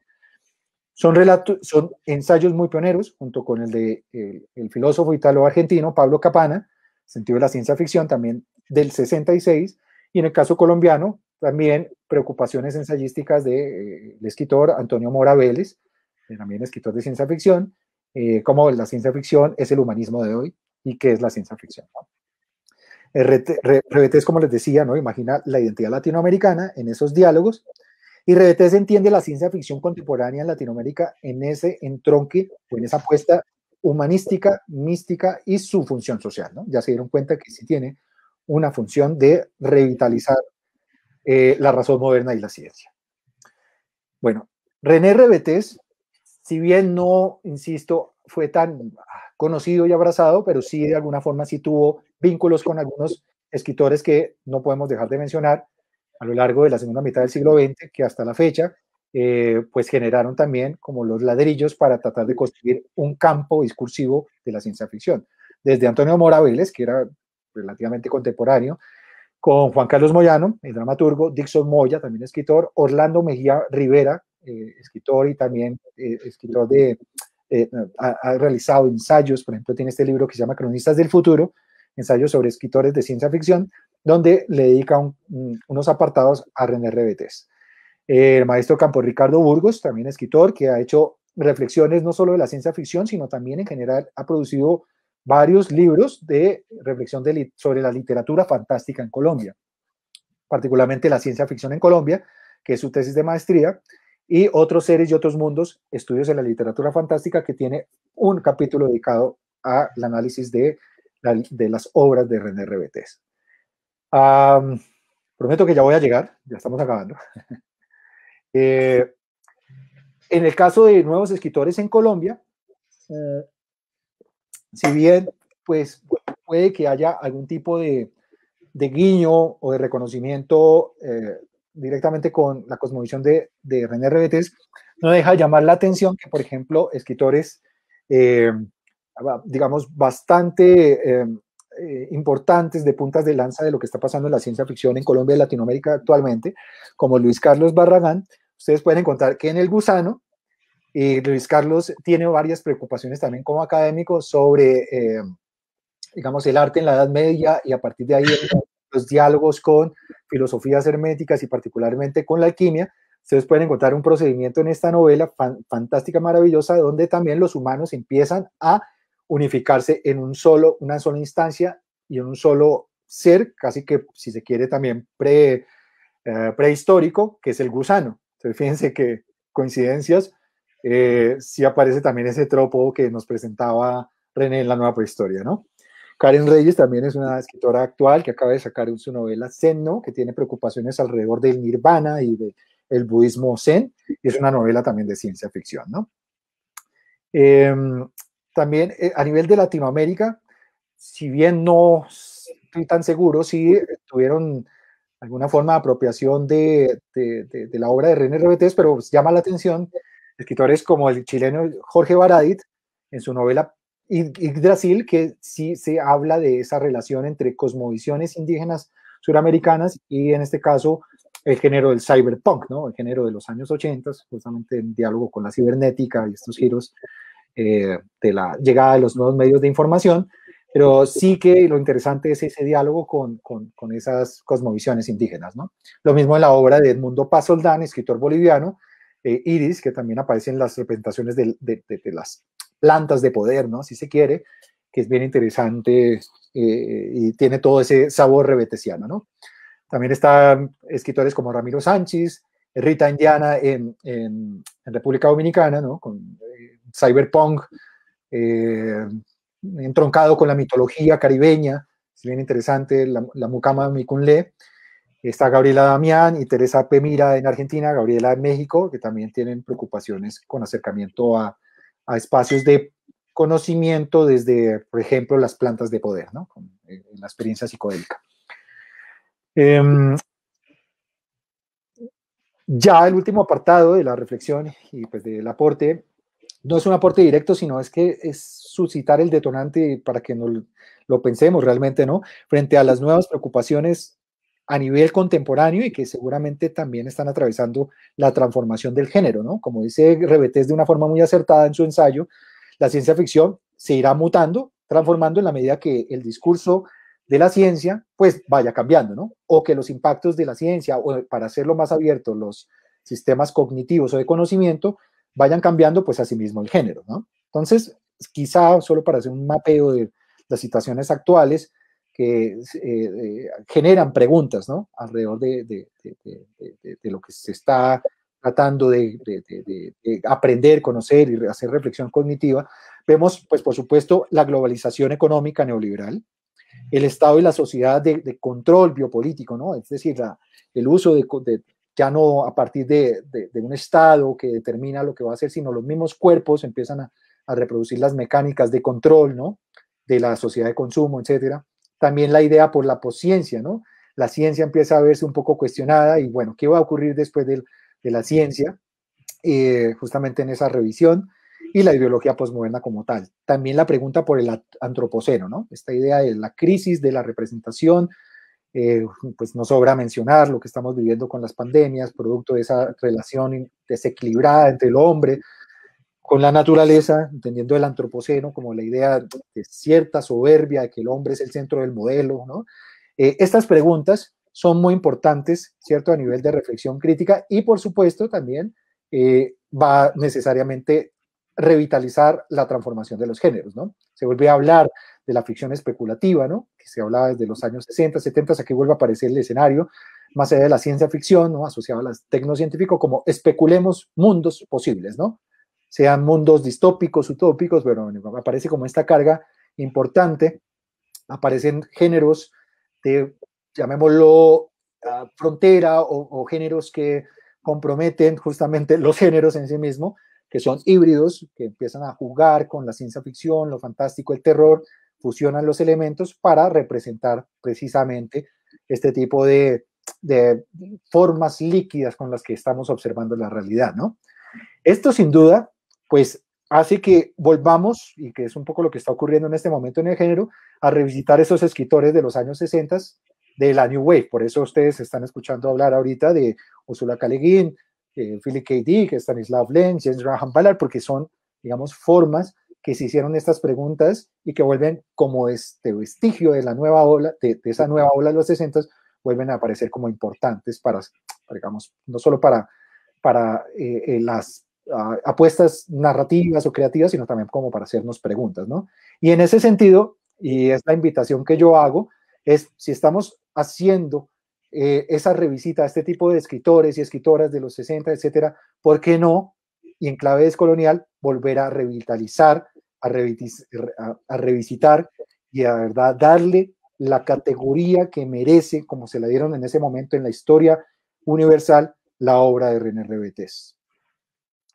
Dice, lo cito acá en un texto, en un relato que comienza bellísimo, El amor loco que se los había mencionado, dice, pareciera que estuviera encarnando esa mirada mística del ser escritor de la ciencia ficción. Soy un escritor del año 3000, escribo para el pasado. Si ayer la condición máxima del escritor fue la profecía, hoy su misión es recordar. Dada la característica circular del tiempo, asumimos que el futuro y el pasado son la misma cosa y que por lo tanto predecir es lo mismo que rememorar.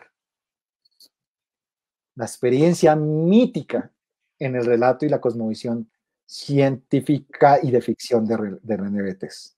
Y dice, la ciencia ficción no es más que la búsqueda de respuestas a las preguntas perennes. ¿Por qué? ¿Dónde? ¿Cómo? A pesar de su nombre, es la menos precisa de todas las literaturas. Su destino es errar de una pregunta a otra y a veces dar con la respuesta. Para acercarse a ella se requiere la certeza de que, y esta frase es hermosa, un poema oscuro dice mucho más que, perdón, dejé de compartir, lo siento, que un discurso claro. ¿Estoy compartiendo? Dejé de compartir. Bueno, no, es que tenía que ser muy rebetesiano este cierre, ¿no? Entonces, por eso, voy a volver a compartir porque creo que quería que vieran una imagen y ya vuelvo con ustedes. ¿Me confirmas, Juan Carlos? ¿Estoy compartiendo? En el momento no. ¿Ahora? ¿Tú miras? No. ¿No? Changos. Esto es un hackeo de RBT, estoy seguro. ¿Nada? ¿No? No. Bueno, voy a dejar de compartir y vuelvo a compartir. A ver si tenemos suerte en esta ocasión. Bueno, yo mientras tanto los voy invitando a que si tienen alguna pregunta, este es el momento para hacerla. También quiero... ¿Qué? Dime si ya, pues no sé. No. Qué raro. A ver. Voy a ir saludando a José Luis Jacome, que nos felicita y nos saluda desde Ecuador. A Juliana, que ha hecho varias intervenciones a lo largo de la charla. Tenemos a Guillermo Zúñiga también, de nuevo a Linda, a Eric, a Gio Sebac, tenemos a Maccabi Ross, tenemos a Miguel Ángel Sanjuanelo, a Edwin Gese, que nos dice, me gustó mucho el evento, todo esto del contexto social y político, los fenómenos sociales y la crisis, pero también lo relacionado a la cultura, la ciencia, el humanismo y el vanguardismo como estimulantes del arte literario en Hispanoamérica. Felicitaciones al panelista y al moderador, muchas gracias por estar allí. Alejandra Cruz, a Jaime Andrés Rivera Murillo, que dice que está de acuerdo con que El Asunto García es un cuento maravilloso. Saludo, querido Jaime, y a cada uno de los que nos han seguido hasta el momento. Recuerden que si quieren hacer alguna pregunta o comentario adicional, este es el momento. Nelson. Juan Carlos, ayúdame si ya estoy compartiendo pantalla. Sí, ahora sí. Perfecto. Listo. Solo quería cerrar con la siguiente frase, que también es del magnífico bucanero místico de la ciencia ficción, René Revetés. Puede que este sea el último viaje que emprendas, aunque eso en verdad es mentira, porque todo es un viaje. Y este es el poeta Juan Manuel Roca visitando la tumba de René en Providencia, y pues no podía ser de otra forma. Si se dan cuenta, es una placa hecha de un ajedrez y el epitafio reza: todavía hay más. Así que ojalá todavía haya más. Tenemos un comentario muy hermoso de Natalia Revetés. Estamos contando con la presencia de un familiar del maestro. Te hacemos la pregunta: qué chévere, qué felicidad. Si tienen algún otro comentario, este es el momento. Yo creo que estamos muy, muy felices por este retrato tan, tan bello y tan fiel. Esta idea del recuerdo como anticipación del futuro me parece hermosísima, ¿no? Me hace pensar que de alguna forma se establece ese parentesco con Asimov también, quien pues en su saga de la fundación, él precisamente para predecir el futuro de lo que va a suceder con la humanidad, lo que hace es finalmente devolverse al pasado y encontrar todos los problemas que ha tenido la humanidad en el pasado para ver que finalmente se puede proyectar en el futuro. En esa medida entiendo también por qué Asimov era tan estudioso de la historia. Bellísimo.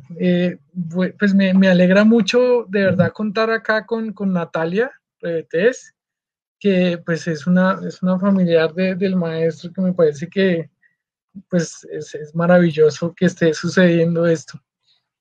Magnífico. Saludo a Natalia, por supuesto, y a toda la familia. Y bueno, si no tenemos más, dice Miguel Ángel Sanjuanelo: excelente material, gracias por compartirlo, buscaré esos relatos y realmente te vas a divertir, Miguel. Un saludo muy especial a Miguel ahí y a cada uno de los que han permanecido aquí. Gracias, Nelson y Juan, tremendo taller, un autor maravilloso por descubrir. Gracias, Diego Alejandro, por seguirnos, por estar ahí presente.